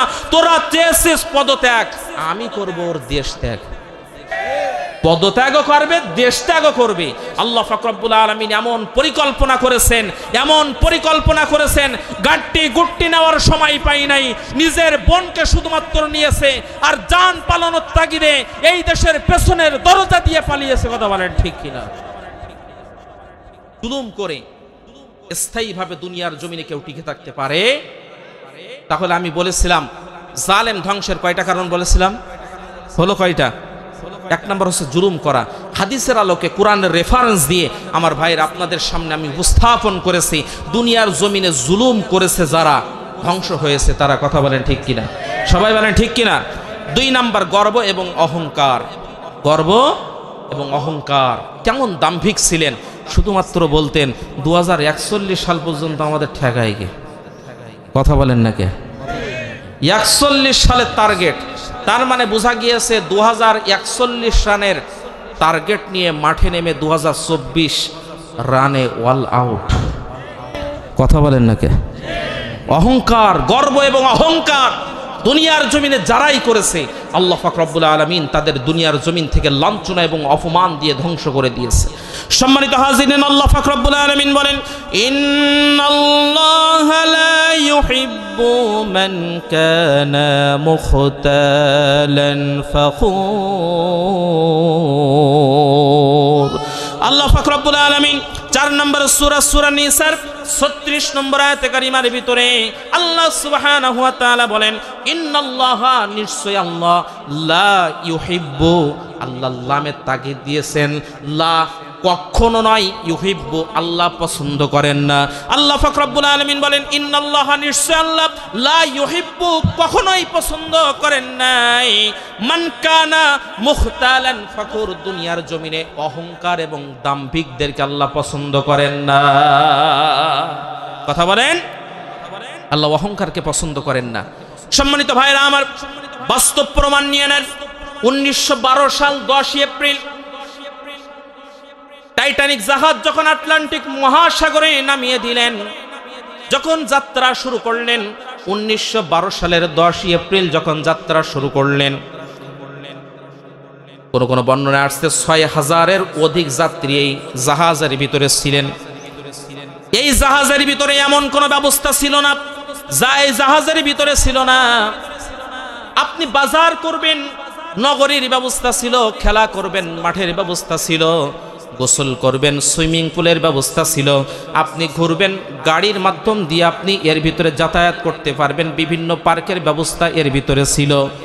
যাত্রা যখন 1912 সালের 10 এপ্রিল যখন যাত্রা শুরু করলেন টাইটানিক জাহাজ, যাত্রা শুরু করার 3 দিন পর অর্থাৎ 13ই এপ্রিল 1912 সালে নাবিক ছিলেন এডওয়ার্ড জন স্মিথ। তিনি মাইক্রোফোনটা হাতে নিয়ে যাত্রীদের উদ্দেশ্যে ঘোষণা দিয়ে দিলেন, ও যাত্রী ভাই এবং বোনেরা, আমি এডওয়ার্ড জন স্মিথ এই টাইটানিক জাহাজের নাবিক আপনাদের সম্মুখে বলতে চাই, আপনারা কেন নিস্তব্ধ আছেন? আপনারা কেন এখনো নিজেদেরকে নিয়ন্ত্রণ করে রেখেছেন? আপনাদের জন্য সকল সেবা, সকল সার্ভিসের ভিতরে চালু করা রয়েছে। আপনারা কেন এখনো গান বাজনা, আনন্দ উল্লাসের ভিতরে নিজেদের গাকে আপনারা ভাসিয়ে দিচ্ছেন না? গান বাজনা শুরু হয়ে গেল। সম্মানিত ভাইরা আমার, 14ই এপ্রিল অর্থাৎ যাত্রা শুরু করার 4র্থ দিনে রাত তখন 11:40। এডওয়ার্ড জন স্মিথ মাইক্রোফোনটা নিয়ে এবার তার নাবিক তার সকল যাত্রীদের উদ্দেশ্যে বললেন, ও আমার যাত্রী ভাইরা, আপনাদের সম্মুখে আমি এই বক্তব্য দিতে চাই, এমন দুনিয়ার জমিনে কোনো শক্তি নাই যে শক্তির মাধ্যম দিয়ে আমার বিরাট বড় এই টাইটানিক জাহাজের চুল পরিমাণ ক্ষতি করতে পারে। এই কথার ভিতরে অহংকার আছে না নাই? সবাইকে বলতে হবে, অহংকার আছে না নাই? আমার আল্লাহ আছে না নাই?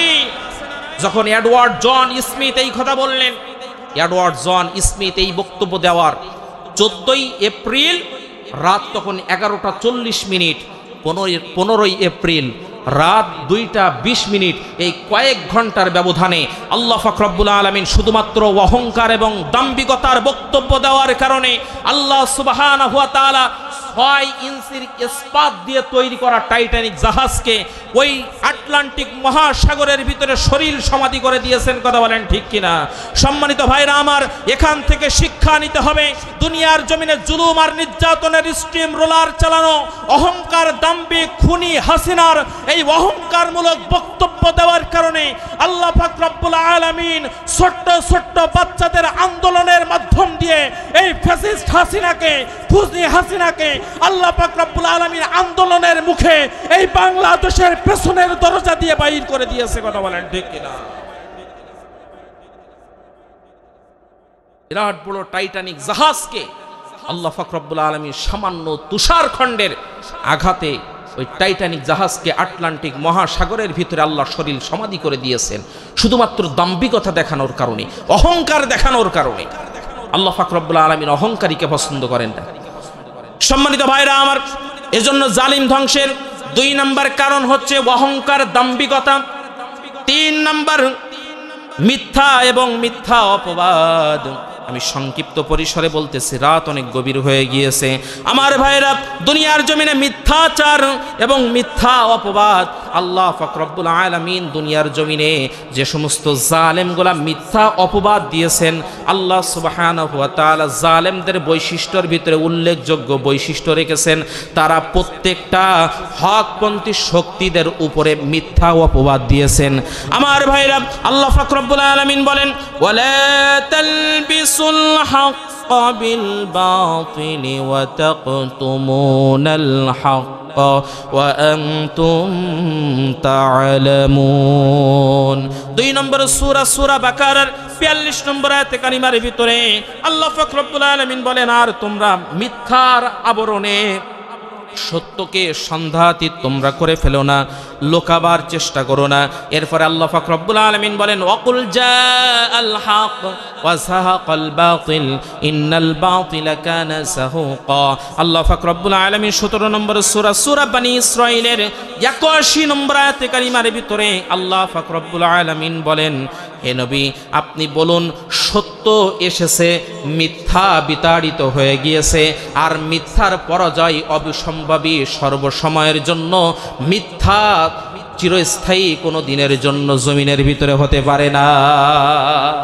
এজন্য দুনিয়ার জমিনে প্রত্যেকটা জালেম হকপন্থী যারা ছিলেন তাদের উপরে মিথ্যা অপবাদ দিয়েছে। সম্মানিত ভাইয়েরা আমার, আপনারা বাস্তব প্রমাণ নিয়ে নেন। মুসা আলাইহিস সালাতু ওয়াস সালামের সময়ে যখন ওই কুফফার গোষ্ঠীরা মুসা আলাইহিস সালাতু ওয়াস সালামের কালিমার দাওয়াত বন্ধ করতে পারতেছেন না।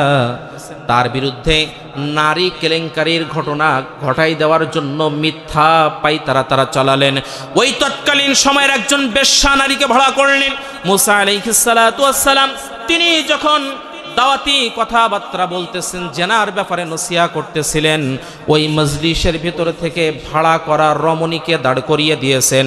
ভাড়া করা রমণী যখন দাঁড়িয়ে গিয়েছেন, মুসা আলাইহিস সালাতু ওয়াস সালামের বিরুদ্ধে যখন মিথ্যা অপবাদ যখন রটি দিবেন, ঠিক সেই সময় আল্লাহ পাক রব্বুল আলামিন ওই রমণীর জবান বন্ধ করে দিয়েছেন। কলিজার ভিতরে ভয় সৃষ্টি হয়ে গিয়েছে। আল্লাহ পাক রব্বুল আলামিন পুনরায় জবান খুলে দিয়েছেন। এবার ওই নারী অর্থ সম্পদের কথা ভুলে যে মানুষদের উদ্দেশ্যে বললেন, ওগো দুনিয়ার মানুষেরা তোমরা শুনে নাও, প্রকৃতপক্ষে এই অপরাধী মুসা নয়, আমাকে যারা ভাড়া করেছে তারাই হচ্ছে আমার খরিদ্দার, মুসা আমার খরিদ্দার নয়। পৃথিবীর ইতিহাসে আপনারা দেখেছেন এই 17 বছর পর্যন্ত আমাদের কোরআনের পাখিদেরকে মিথ্যা অপবাদ দিয়ে নারী কেলেঙ্কারি, যুদ্ধ অপরাধী, এভাবে মিথ্যা অপবাদ দিয়ে তাদের উপরে মিথ্যা তহমত দেওয়া হয়েছে, অপবাদ দেওয়া হয়েছে। কথা বলেন ঠিক কিনা? সময়ের বিপত্তনে আল্লাহ পাক রব্বুল আলামিন জাতির সামনে স্পষ্ট করে দিয়েছেন, আসলে প্রকৃতপক্ষে নারী কেলেঙ্কারির অভিযোগ, সন্ত্রাসীর অভিযোগ, কোন প্রকার বদ অভিযোগ আলেমদের নয়, বরং যারা অপবাদ দিয়েছে তারাই হলো এই আসল অপরাধী। কথা বলেন। দুনিয়ার জমিনে বাতিল শক্তি যারা, জালেম যারা, তাদের প্রধান হাতিয়ার হচ্ছে, তাদের ধ্বংসের মূল উল্লেখযোগ্য কারণ তারা হকপন্থী মানুষদের উপরে মিথ্যা তহমত দিয়েছেন, মিথ্যা অপবাদ দিয়েছেন। সম্মানিত ভাইরা আমার, এরপরে 4 নাম্বার হলো শিরিক প্রতিষ্ঠা করা। কি প্রতিষ্ঠা? শিরিক প্রতিষ্ঠা করা। আমার ভাইরা, শিরিক কিন্তু দুনিয়ার জমিনে একদিনে প্রতিষ্ঠিত হয় নাই। আল্লাহ পাক রব্বুল আলামিন শিরিককে কেন শিরিককে আল্লাহ হারাম করেছেন? আল্লাহ পাক রব্বুল আলামিন শিরিককে কেন অপছন্দ করেছেন?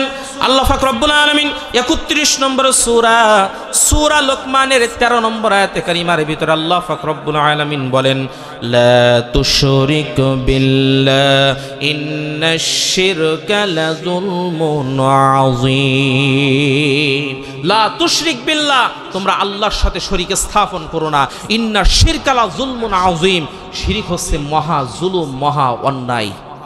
আল্লাহ শিরিককে হারাম করেছেন, কারণ শিরিক আল্লাহর সাথে সরাসরি অংশীদার স্থাপন করা। দুনিয়ার জমিনে প্রত্যেকটা জালেম শিরিক করতেন।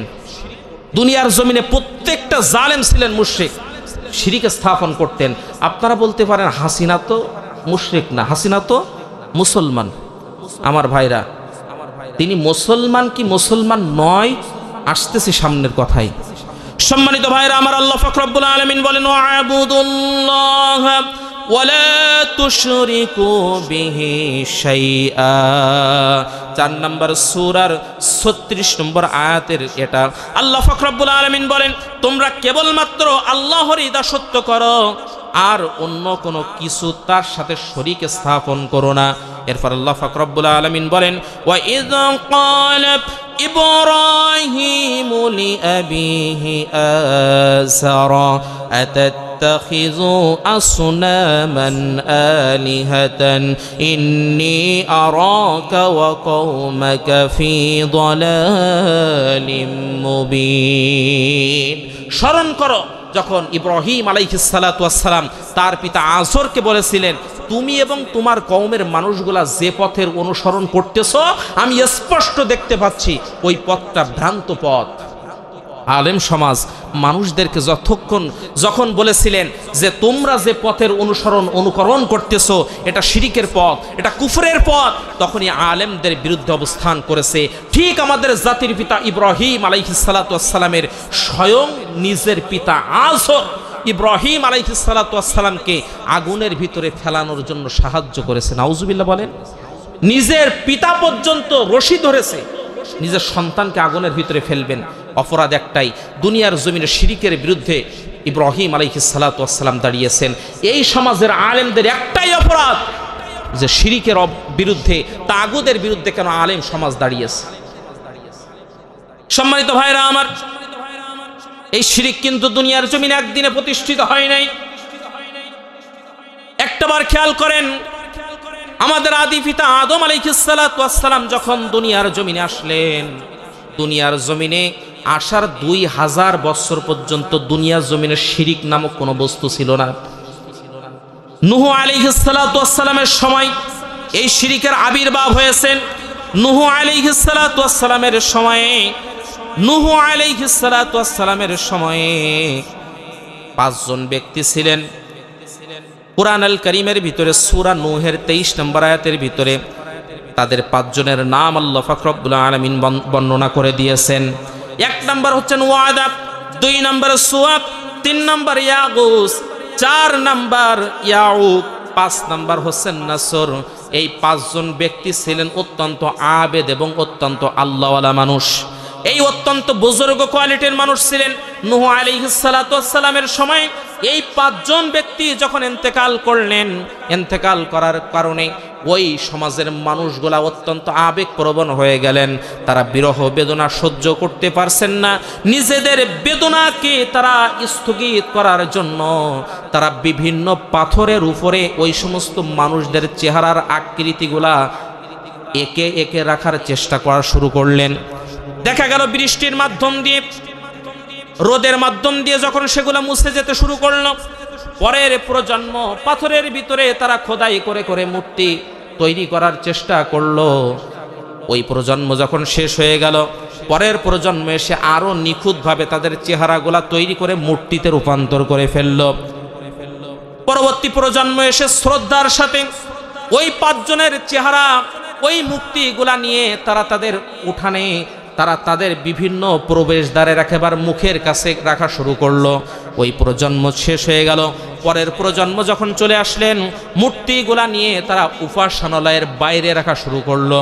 ওই প্রজন্ম যখন চলে গেলেন, পরের প্রজন্ম এসে তারা সরাসরি আল্লাহর ঘরের ভিতরে ওই মূর্তিগুলা ঢোকাই দিয়েছে এবং তারা সামনের দেওয়ালের সঙ্গে ওয়ালের সঙ্গে ফিট করে দিয়েছে। ঠিক হাসিনা সরকার মাদ্রাসার দেওয়ালের ভিতরে বাবার মূর্তি আর নিজের মূর্তি যেমন ঝুলাইছিল, বিভিন্ন মোড়ে মোড়ে বাবার মূর্তি। আমার ভাইরা, আশ্চর্য হয়ে যায় দুনিয়ার জমিনে। আমার মনে হয় একটা ফেরাউন, একটা হামান, একটা কারুনকে যদি একটা পাত্রের ভিতরে রাখা হয় আর একটা পাত্রের ভিতরে যদি শেখ হাসিনাকে রাখা হয়, তাহলে ফেরাউন, হামান, কারুনের পাল্লা পাত্র খালি হয়ে যাবে, কিন্তু হাসিনার পাত্র খালি হবে। কারণ দুনিয়ার জমিনে কোনো জালেম মূর্তি তৈরি করে নিজের পকেটের ভিতরে নিয়ে ঘুরে নাই, কিন্তু হাসিনা সরকার আমাদের মাথার ঘাম পায়ে ফেলানো, আমাদের রক্তকে পানি করা ট্যাক্সের টাকা দিয়ে যে দেশের মানুষ নিজের খাবারের জন্য, নিজের পেটের ক্ষুধা নিবারণের জন্য নিজের সন্তানকে বিক্রয় করে দেয়, যে দেশের জনগণ গায়ের রক্ত পানি করা ট্যাক্সের টাকা দিয়ে যে দেশের সচল থাকে, সেই দেশের জনগণের ট্যাক্সের টাকা দিয়ে নিজের বাবার মূর্তি তৈরি করার জন্য প্রতি বছর 400 কোটি টাকা বাজেট করেছে। একটা জনগণের পকেটের ভিতরে মূর্তি ঢুকাই দিয়েছে। 2 টাকার কয়েল যদি থাকে আমার ভাইরা একটু বাইর করবেন মূর্তি। পৃথিবীর জমিনে, দুনিয়ার জমিনে কোন জালেম মানুষের পকেটের ভিতরে মুক্তি ঢুকাই দেয় নাই, যেটা দিয়েছে হাসিনা। কথা বলেন না কে? তাহলে তাকে জালেম বলবেন না, তাকে মুশরিক বলবেন না, তো কি বলবেন? কারণ দুনিয়ার জমিনে প্রত্যেকটা জালেম ছিলেন মুশরিক, তারা শিরিক করতেন। আর মূর্তি তৈরি করে যে শিরিক করে সে। কথা বলেন না কেন? মূর্তির তাবেদারি করে, যে আপনারা দেখেছেন বিভিন্ন শিক্ষা প্রতিষ্ঠানে চালু করেছিল, আমাদের কোমলমতি সন্তানদেরকে মুজিবারের ছবি দিয়ে তার সামনে এভাবে, মানে হিন্দুরা যেভাবে নমো নমো করে এভাবে করে মাথা নত করে সেজদা দেওয়াইছে, আপনারা দেখেছেন। তাকে মুশরিক বলবেন না। যদি মুশরিক না বলেন, আপনার ইমানের দুর্বলতা আছে। একদিনে শিরিক প্রতিষ্ঠিত হয় নাই। দুনিয়ার জমিনে শিরিককে প্রতিষ্ঠা করার জন্য এমন কোনো কাজ নাই যে হাসিনা সরকার করে নাই। সম্মানিত ভাইরা আমার, তাহলে দুনিয়ার জমিনে জালেম ধ্বংসের 4 নম্বর কারণ হচ্ছে দুনিয়ার জমিনে শিরিক প্রতিষ্ঠা করা। এবার আসেন 5 নম্বর। 5 নম্বর, আল্লাহ এবং তার রাসূল এবং আলেমদের বিরোধিতা করা। আলেমদের বিরোধিতা কোন আছে না নাই? জালেম ধ্বংসের উল্লেখযোগ্য 5 নম্বর কারণ হচ্ছে আল্লাহ এবং তার রাসূল এবং আলেমদের বিরোধিতা করা। এখন আপনারা বলতে পারেন, হুজুর হাসিনা সরকার তো ভালো ছিল, মডেল মসজিদ তৈরি করেছে, ইসলামের বিরোধী বললে তো মেনে নেব না। মডেল মসজিদ তো সে তার বাবার টাকায় তৈরি করে নাই, সৌদি সরকার ত্রাণ দিয়েছে, এর থেকেও মেরে খেয়েছে। কথা বলেন। আলেমদের বিরোধিতা করে নাই। আমার প্রিয় ভাইরা, দুনিয়ার জমিনে ফেরেশতার মতো দেখতে, সকালবেলা একবার দাঁড়িয়ে আসরাই, বিকালবেলা একবার দাঁড়িয়ে আসরাই, সুবহানাল্লাহ আলহামদুলিল্লাহ। তুমি গিরা তোমার কেন কেন আমাকে তো কিছু কয় না কেন? আমরা কি ইমানদার না? কথা বলেন না কেন? এমন ইমানদার ছিল না সমাজের ভিতরে? কথা বলেন না কেন? ছিল না সমাজের ভিতরে? গাছের গায়ে কোড়াল দিয়ে আঘাত করা হচ্ছে, গাছ ডাক দিয়ে বলে, কোড়াল ভাই, অতীত জীবনে তো তোর সঙ্গে আমার কোনো দুশ্মনী নাই, এমন করে আঘাত করিস কেন রে ভাই? কোড়াল ডাক দিয়ে বলে, আঘাত করি কারে সাত করে? তোর জাত ভাই ঢুকানো আছে আমার পেছনে গর্তের ভিতরে, তোর জাত ভাই যদি আমার পেছনে গর্তের ভিতরে ঢুকানো না থাকতো, আমি কোড়াল, আমার বাবার ক্ষমতা ছিল না তোর গায়ে আঘাত করার। আজকে বিশ্ব আনন্দিত মুফাসসিরে কোরআন আল্লামা দেলোয়ার হোসেন সাইদি, আল্লামা নিজামী এবং এই সমস্ত মার্দে মুসলমান মুজাহিদদের জীবন দেওয়া লাগতো না যদি আমাদের মতো দাড়িওয়ালা, টুপিওয়ালা, জুব্বাওয়ালা ওই সমস্ত কাফেরদের সাহায্য সহযোগিতা না করত। আমাদের মতো দাড়িওয়ালা, টুপিওয়ালারা ফতোয়া দিয়েছে যে এটা মূর্তি নয়, এটা হলো ভাস্কর্য। কি ফতোয়া দিয়েছে না? যিনি পলাইছিলেন বাইতুল মুকাররমের ইমাম, তিনি ফতোয়া দিয়েছিলেন এটা মূর্তি নয়, এটা ভাস্কর্য। শুধুমাত্র এই মূর্তিকে মূর্তি বলার কারণে, মূর্তিকে শিরিক বলার কারণে, মূর্তিকে শিরিক স্পষ্ট করার কারণে, হাসিনাকে মুশরিক বানানোর কারণে আল্লামা মামুনুল হককে 3 বছর পর্যন্ত কারাগারের ভিতরে রেখেছে।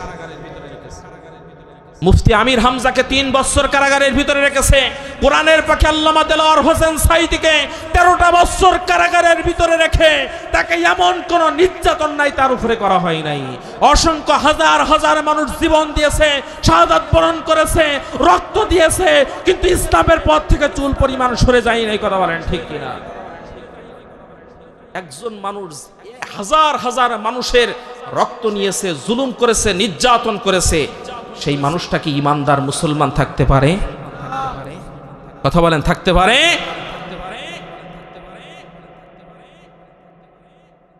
সম্মানিত ভাইরা আমার, আল্লাহ পাক রব্বুল আলামিন সাইয়েদনা মূসা আলাইহিস সালাতু ওয়াস সালামকে বললেন, ওগো আমার বন্ধু মূসা, তুমি এবং তোমার কওমের মানুষরা, তোমার সৈন্যরা, আমি তোমাদের জন্য আমালিকা সম্প্রদায়, জব্বার সম্প্রদায়ের ওই ভূখণ্ডকে তোমাদের জন্য হালাল করে দিয়েছি।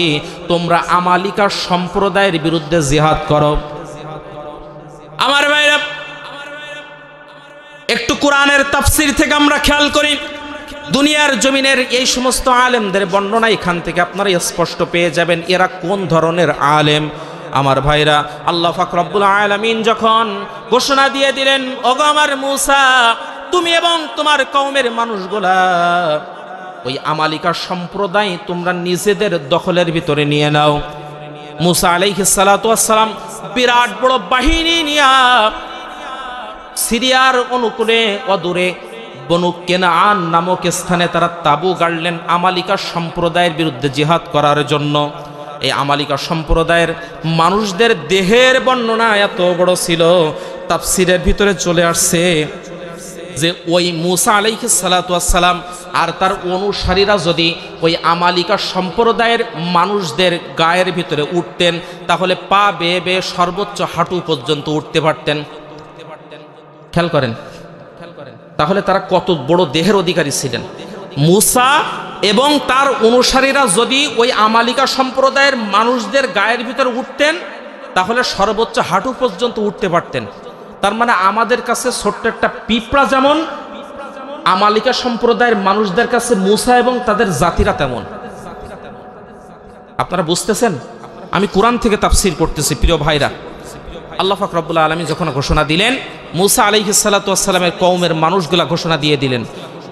আল্লাহ পাক রব্বুল আলামিন কোরআনুল কারীমের 5 নম্বর সূরা সূরা মায়েদার 22 নম্বর আয়াতের ভিতরে বলেন, قالوا يا موسى إن فيها قوما جبارين وإنا لن ندخلها حتى يخرجوا منها فإن يخرجوا منها فإنا داخلون হে মূসা যতক্ষণ পর্যন্ত ওই আমালিকা সম্প্রদায় ওখান থেকে বাহির না হবে ততক্ষণ পর্যন্ত আমরা তার ভিতরে ঢুকবো না। এখন আমালিকা সম্প্রদায় যারা ছিলেন তাদের কলিজার ভিতরে যত বড় দেহেরই হোক না কেন, যত শক্তি থাকুক না কেন, কিন্তু বিপক্ষ শক্তি হচ্ছে নবী। নবীর বিরুদ্ধে ক্ষমতা দেখিয়ে স্থায়ীভাবে টিকে থাকা যায়? কলিজার ভিতরে ভয় সৃষ্টি হয়ে গিয়েছে। ওই জামানার ভিতরে তাফসিরের ভিতরে নাম আসছে, একজন আবেদ ব্যক্তি ছিলেন, নাম তার বালাম ইবনে বাওর। সবাই বলেন নামটা কি? বালাম ইবনে বাওর। সবাই বলেন না একটু কষ্ট করে, বালাম ইবনে বাওর। এমন আবেদ ব্যক্তি, তিনি ছিলেন মুস্তাজাবুদ দাওয়া। জবান দিয়ে যে দোয়া করতেন সেই দোয়া কবুল হয়ে যেত। জবান দিয়ে যে দোয়া করতেন দোয়া কবুল হয়ে যেত। তিনি ইসমে আজম জানতেন। আল্লাহর দরবারে দুটি হাত তুলতে দেরি হতো, কিন্তু দোয়া কবুল হতে দেরি হতো না। আমার ভাইরা, ওই আমালিকা সম্প্রদায়ের মানুষগুলা, জব্বার সম্প্রদায়ের মানুষগুলা বালাম বিন বাওরের কাছে যে ধরলেন, ওগো বালাম বিন বাওর, তুমি আল্লাহর দরবারে যা দোয়া করো আল্লাহ তো সঙ্গে সঙ্গে সেই দোয়া কবুল করেন। আমাদের জন্য মূসার বিপক্ষে একটু বদদোয়া দিয়ে দাও, যাতে করে মূসা এবং তার অনুসারীরা এখান থেকে পালায়া যায়।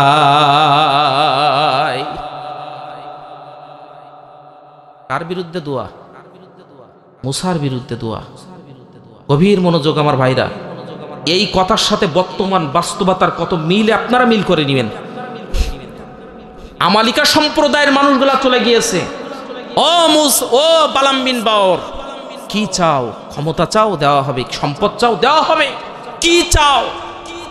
সব দেওয়া হবে, কিন্তু মূসার বিরুদ্ধে বদদোয়া দাও। বালাম বিন বাওর বললেন, নবীর বিরুদ্ধে বদদোয়া আল্লাহর দরবারে কবুল হবে না, কারণ আমি নবীর উপরে না। এই দোয়া আল্লাহর দরবারে কবুল হবে না, এই দোয়া আমি করতে পারবো না।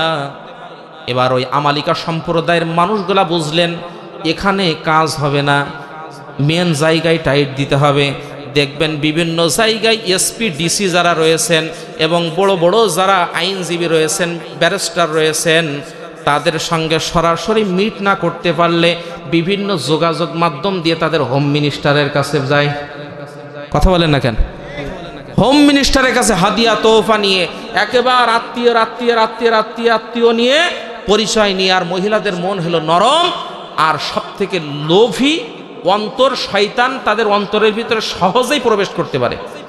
বালাম বিন বাওরের স্ত্রীর কাছে যে অনেকগুলা স্বর্ণ অলঙ্কার, বিভিন্ন প্রসাদনী, বিভিন্ন হাদিয়া তোহফা নিয়ে বালাম বিন বাওরের স্ত্রীর কাছে যে বলছে, বোন বিপদে পড়েছি, নিজের স্বামীকে একটু কন্ট্রোল করেন, আর একটু প্রস্তাব দিয়ে দেন যেন আমাদের পক্ষ নিয়ে মূসার বিপক্ষে একটু বদদোয়া দিয়ে দেয়।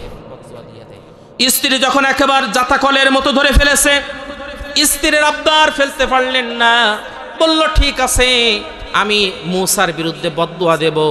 তিনি এবার জিস্তান পাহাড়ের পাদদেশে যখন গাধার পিঠে চড়ে যখন যাচ্ছেন, প্রতিমধ্যে যেতে যেতে প্রতিটা স্তরে গাধা বসে পড়ে, আবার পিটাই সামনে যায়, কিছু দূর যায় আবার পিটাই, আবার বসে পড়ে। এভাবে করে এক পর্যায়ে আল্লাহ পাক রব্বুল আলামিন গাধার জবান খুলে দিয়েছেন। গাধা ডাক দিয়ে বললেন, ওগো বালাম বিন বাওর, আমি যে সামনে যাচ্ছি না তুই কি বুঝিস না? ফেরেশতারা তুই আমাকে পেছনে পিটাস আর সামনে ফেরেশতারা আমাকে পিটায়, তুই আমাকে সামনের দিকে নিয়ে যাস আর ফেরেশতারা আমাকে পিছনের দিকে ঠেলে। তুই কি বুঝিস না রে বালাম বিন বাওর? তুই নিজ হাতে তোর নিজের কপাল ধ্বংস করতে চাস? বালাম বিন বাওরের সেন্স কাজ করে না। তিনি এবার ওই জিস্তান পাহাড়ের পাদদেশে দাঁড়িয়ে তিনি এবার মূসা আলাইহিস সালাতু ওয়াস সালামের বিরুদ্ধে যখনই বদদোয়া দিবেন, ঠিক সেই সময় মূসার নাম নিতে যায়, ওই সময় নিজের ওই আমালিকা সম্প্রদায়ের নাম তার জবানের ভিতরে চলে আসে। আল্লাহু আকবার বলেন। নাম নিতে যায় মূসার, জবানের ভিতরে নাম আসে কার? নিজের জাতির লোকের। কিন্তু তারপরেও জোর করে করে চেষ্টা করতেছেন জিহুব্বা নাড়িয়ে মুসার নাম নিতে। আল্লাহ পাক রব্বুল আলামিন হেদায়াত আর তার কপালের ভিতরে রাখলেন না। যে মানুষটা আল্লাহর দরবারে দোয়া করতে দেরি হতো, আল্লাহ দোয়া কবুল করতে দেরি হতো না, যাকে মুস্তাজাবুদ দাওয়া বানিয়ে দিয়েছিলেন, মুহূর্তের ভিতরে নবীর বিরুদ্ধে বদদোয়া করার কারণে আল্লাহ পাক রব্বুল আলামিন তার জিহুব্বাটা নাভিস্থল পর্যন্ত ঝুলিয়ে দিয়েছেন। তাফসীর খোলেন, ওলামায়ে কেরামগণ আছেন, শিক্ষা নিতে হবে। আল্লাহর একজন মাহবুব বান্দা শুধুমাত্র নবীর বিরোধিতা করার কারণে আল্লাহ তার জিহুব্বাটা নাভিস্থল পর্যন্ত ঝুলিয়ে দিয়েছেন। বালাম বিন বাওর মনে মনে ভাবলেন আমার ইহকালও ধ্বংস পরকালও ধ্বংস, কিন্তু নিজে যখন ধ্বংস হয়েছি, যাদের কারণে ধ্বংস হয়েছি তাদেরকেও আমি ধ্বংস করে ছাড়ব। দুনিয়ার জমিনে এই সমস্ত আলেম নামের জালেম আছে, তারা মনে মনে এই ইরিদা করে নিয়েছে ইহকাল যখন ধ্বংস করেছি তাহলে আমি একা কেন জাহান্নামে যাব, গোটা জাতি সঙ্গে নিয়ে আমি জাহান্নামের ভিতরে ডুবব। আমার ভাইরা এই কারণে আলেম ওলামাদের বিরোধিতা করেছে। আমার ভাইরা বালাম বিন বাওর কাল বিলম্ব করলেন না, তিনি তার কওমের মানুষদেরকে বললেন, রে কওমের মানুষরা কাল বিলম্ব করো না, চলে যাও চলে যাও, তোমাদের ওই জাতির মানুষদের ভিতরে সবচাইতে সুন্দরী রমণী যারা রয়েছে তাদেরকে তোমরা হকার বানিয়ে ওই মুসা আলাইহিস সালাতু ওয়াস সালামের সৈন্যদের ওই তাঁবুর ভিতরে ঢুকায়া দাও। বিভিন্ন প্রসাধনী বিক্রির মাধ্যম দিয়ে, ছল চাতুরির মাধ্যম দিয়ে, বিভিন্ন সাজ সজ্জার মাধ্যম দিয়ে এই রমণীদেরকে ওই মুসা আলাইহিস সালাতু ওয়াস সালামের সৈন্য দলের ভিতরে ছেড়ে দাও। একটা জেনা যদি এর ভিতরে সংগঠিত করে দিতে পারো, আল্লাহর নূরের ফেরেশতারা চলে যাবে, আল্লাহ পাক রব্বুল আলামিন আসমান থেকে গজব নাজিল করে দিবে। কওমের মানুষগুলা কাল বিলম্ব করলেন না, নিজেদের স্ত্রী, নিজেদের মেয়ে, নিজেদের কন্যাদেরকে সুন্দরী দেখে দেখে সুসজ্জিত করে তাদেরকে যখন মুসা আলাইহিস সালাতু ওয়াস সালামের ওই তাঁবুর ভিতরে সৈন্যদের ভিতরে যখন ছেড়ে দেওয়া হলো, ওই কওমের ভিতরে একজন সম্ভ্রান্ত মানুষ ছিলেন যার নাম আসছে জমজম ইবনে শালুম। জমজম ইবনে শালুম যখন ওই কওমের একজন সুন্দরী নারী কাসসি বিনতে সুরের চেহারা যখন দেখলেন, চেহারায় বিমোহিত হয়ে গেলেন, হাতটা ধরলেন, টানতে টানতে আল্লাহর নবী মূসার সামনে নিয়ে গেলেন। ওগো আল্লাহর নবী মূসা, এই নারীকে কি তুমি আমার জন্য হালাল মনে করো না? মুসা আলাইহিস সালাতু ওয়াস সালাম বললেন, না না না, এই অপরাধের সঙ্গে তুমি মিলিত হয়েও না, জড়িত হয়েও না, এত বড় অপরাধ তুমি করো না। তিনি কাল বিলম্ব করলেন না, তিনি ডাক দিয়ে বললেন, রে মুসা, দুনিয়ার জমিনের এমন কোনো শক্তি নাই যে শক্তি এই কাসসি বিনতে সুরকে আমার থেকে আলাদা করতে পারে। তিনি চলে গেলেন নিজের তাঁবুর ভিতরে, তাঁবুর ভিতরে যে কাসসি বিনতে সুরের সঙ্গে জেনায় লিপ্ত হয়ে গেলেন। জেনায় লিপ্ত হওয়ার কারণে আল্লাহ পাক রব্বুল আলামিন আসমান থেকে গজব নাজিল করে দিয়ে দিলেন। মুসা আলাইহিস সালাতু ওয়াস সালামের কওমের ভিতরে ৭০,০০০ ওই সশস্ত্র বাহিনী সৈন্য আল্লাহর গজবে শাহাদাত বরণ করেছে।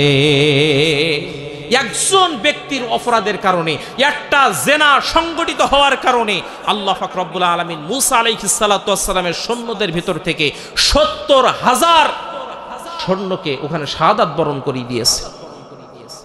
তাহলে চিন্তা করেন, জমিনের ভিতরে একটা জেনা হওয়ার কারণে যদি আল্লাহ ৭০,০০০ মানুষকে গজবের ভিতরে ধ্বংস করে দিতে পারে, তাহলে ৯২% মুসলমানের ভূখণ্ডে এই যে বিভিন্ন সময়ে খরা, দুর্যোগ, বিভিন্ন সময়ে এই যে করোনা বলেন আর মহামারী বলেন, এই সমস্ত ভাইরাস আর মহামারীগুলো আসার মূল কারণ হচ্ছে এই সমস্ত নোংরাদের নোংরামি করার কারণে। কথা বলেন না কেন? সম্মানিত ভাইরা আমার, হারুন আলাইহিস সালাতু ওয়াস সালামের নাতি, নাম তার ফাহাস, তিনি ছিলেন মুসা আলাইহিস সালাতু ওয়াস সালামের দেহরক্ষী। তিনি যখন ঘটনা জানতে পারলেন, বিরাট দেহের অধিকারী ছিলেন, কাল বিলম্ব করলেন না, তরবারি নিয়ে তাঁবুর ভিতরে ঢুকলেন। জমজম ইবনে শালুমের মাথার চুলির মুঠি ধরলেন, দেহ থেকে কল্লা কেটে ফেললেন এবং কাসসি বিনতে সুরকেও দুনিয়ার জমিন থেকে বিদায় করে দিয়ে দিলেন। আল্লাহর আসমানের গজবের দরজা বন্ধ হয়ে গেল। তাহলে এখান থেকে শিক্ষা নিতে হবে, দুনিয়ার জমিনে শুধুমাত্র টুপি দেখলে, শুধুমাত্র দাড়ি দেখলে, শুধুমাত্র জুব্বা দেখলে পাগল হলে হবে না। বুঝতে হবে দুনিয়ার জমিনে এক শ্রেণীর হক্কানি আলেমেরা মার খেয়েছে শুধুমাত্র দ্বীনকে প্রতিষ্ঠা করার জন্য, আর এক শ্রেণীর নামধারী মুনাফিকেরা হাদিয়া তোফা পেয়েছে ইসলামের বিরোধিতা করার জন্য। বলেন ঠিক কিনা? সম্মানিত ভাইরা আমার, রাত গভীর হয়ে গিয়েছে, কথা দীর্ঘায়ী করব না। 6 নম্বরে দুনিয়ার জমিনে জালেম ধ্বংসের 6 নম্বর কারণ হচ্ছে সন্ত্রাসের রাজ্য কায়েম করা। কি করা? সন্ত্রাসের রাজ্য কায়েম করা। আপনারা বলেন তো, দুনিয়ার জমিনে ইউনিয়ন থেকে শুরু করে পার্লামেন্ট পর্যন্ত এমন কোন জায়গা কি ছিল যেখানে সন্ত্রাসী ক্যাডার বাহিনী হাসিনা সরকারের ছিল না? কথা বলেন না কেন? আমার ভাইরা, আপনারা খেয়াল করলে বুঝতে পারবেন 6 অক্টোবর 2019 আবরার ফাহাদ বাংলাদেশ প্রকৌশল এবং প্রযুক্তি বিশ্ববিদ্যালয় বুয়েটের ছাত্র, ইলেকট্রিক্যাল এবং ইলেকট্রনিক্স বিভাগের 2য় বর্ষের ছাত্র ছিলেন আবরার ফাহাদ। শেরে বাংলা হলের ভিতরে এই আওয়ামী লীগের সন্তানেরা, ছাত্র লীগের এই সমস্ত নোংরা কুকুরেরা তাকে সাপের মতো পিটিয়ে পিটিয়ে হত্যা করেছে শুধুমাত্র অন্যায়ের বিরুদ্ধে অবস্থান করার কারণে, ইসলামী ছাত্র শিবির করার কারণে, আল্লাহর জমিন আল্লাহর দ্বীন প্রতিষ্ঠার আন্দোলন করার কারণে সাপের মতো পিটিয়ে পিটিয়ে আবরার ফাহাদকে দুনিয়ার জমিন থেকে বিদায় করে দিয়েছে। কথা বলেন ঠিক কিনা? দুনিয়ার জমিনে এমন কোনো অন্যায় কাজ নাই তাই হাসিনা সরকার করে নাই।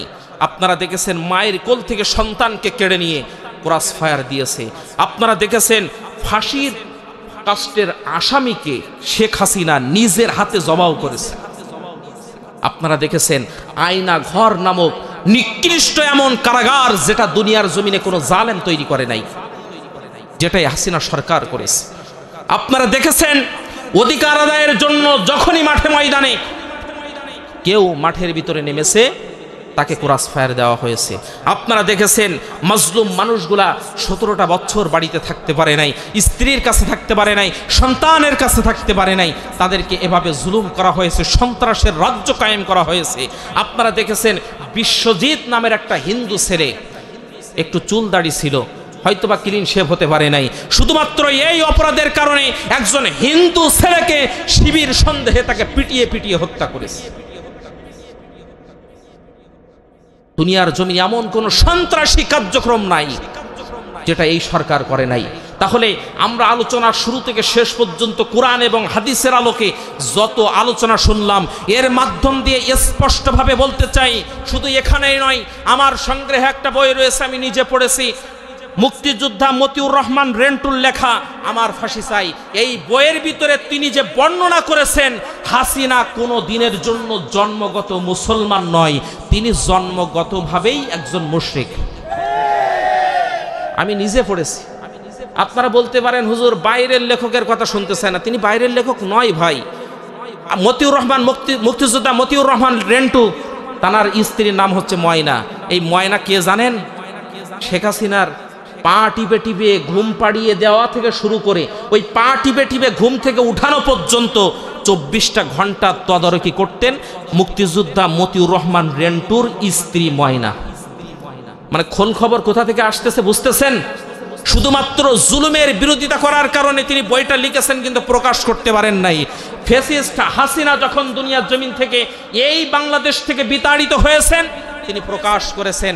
আপনারা পড়লে আশ্চর্য হয়ে যাবেন।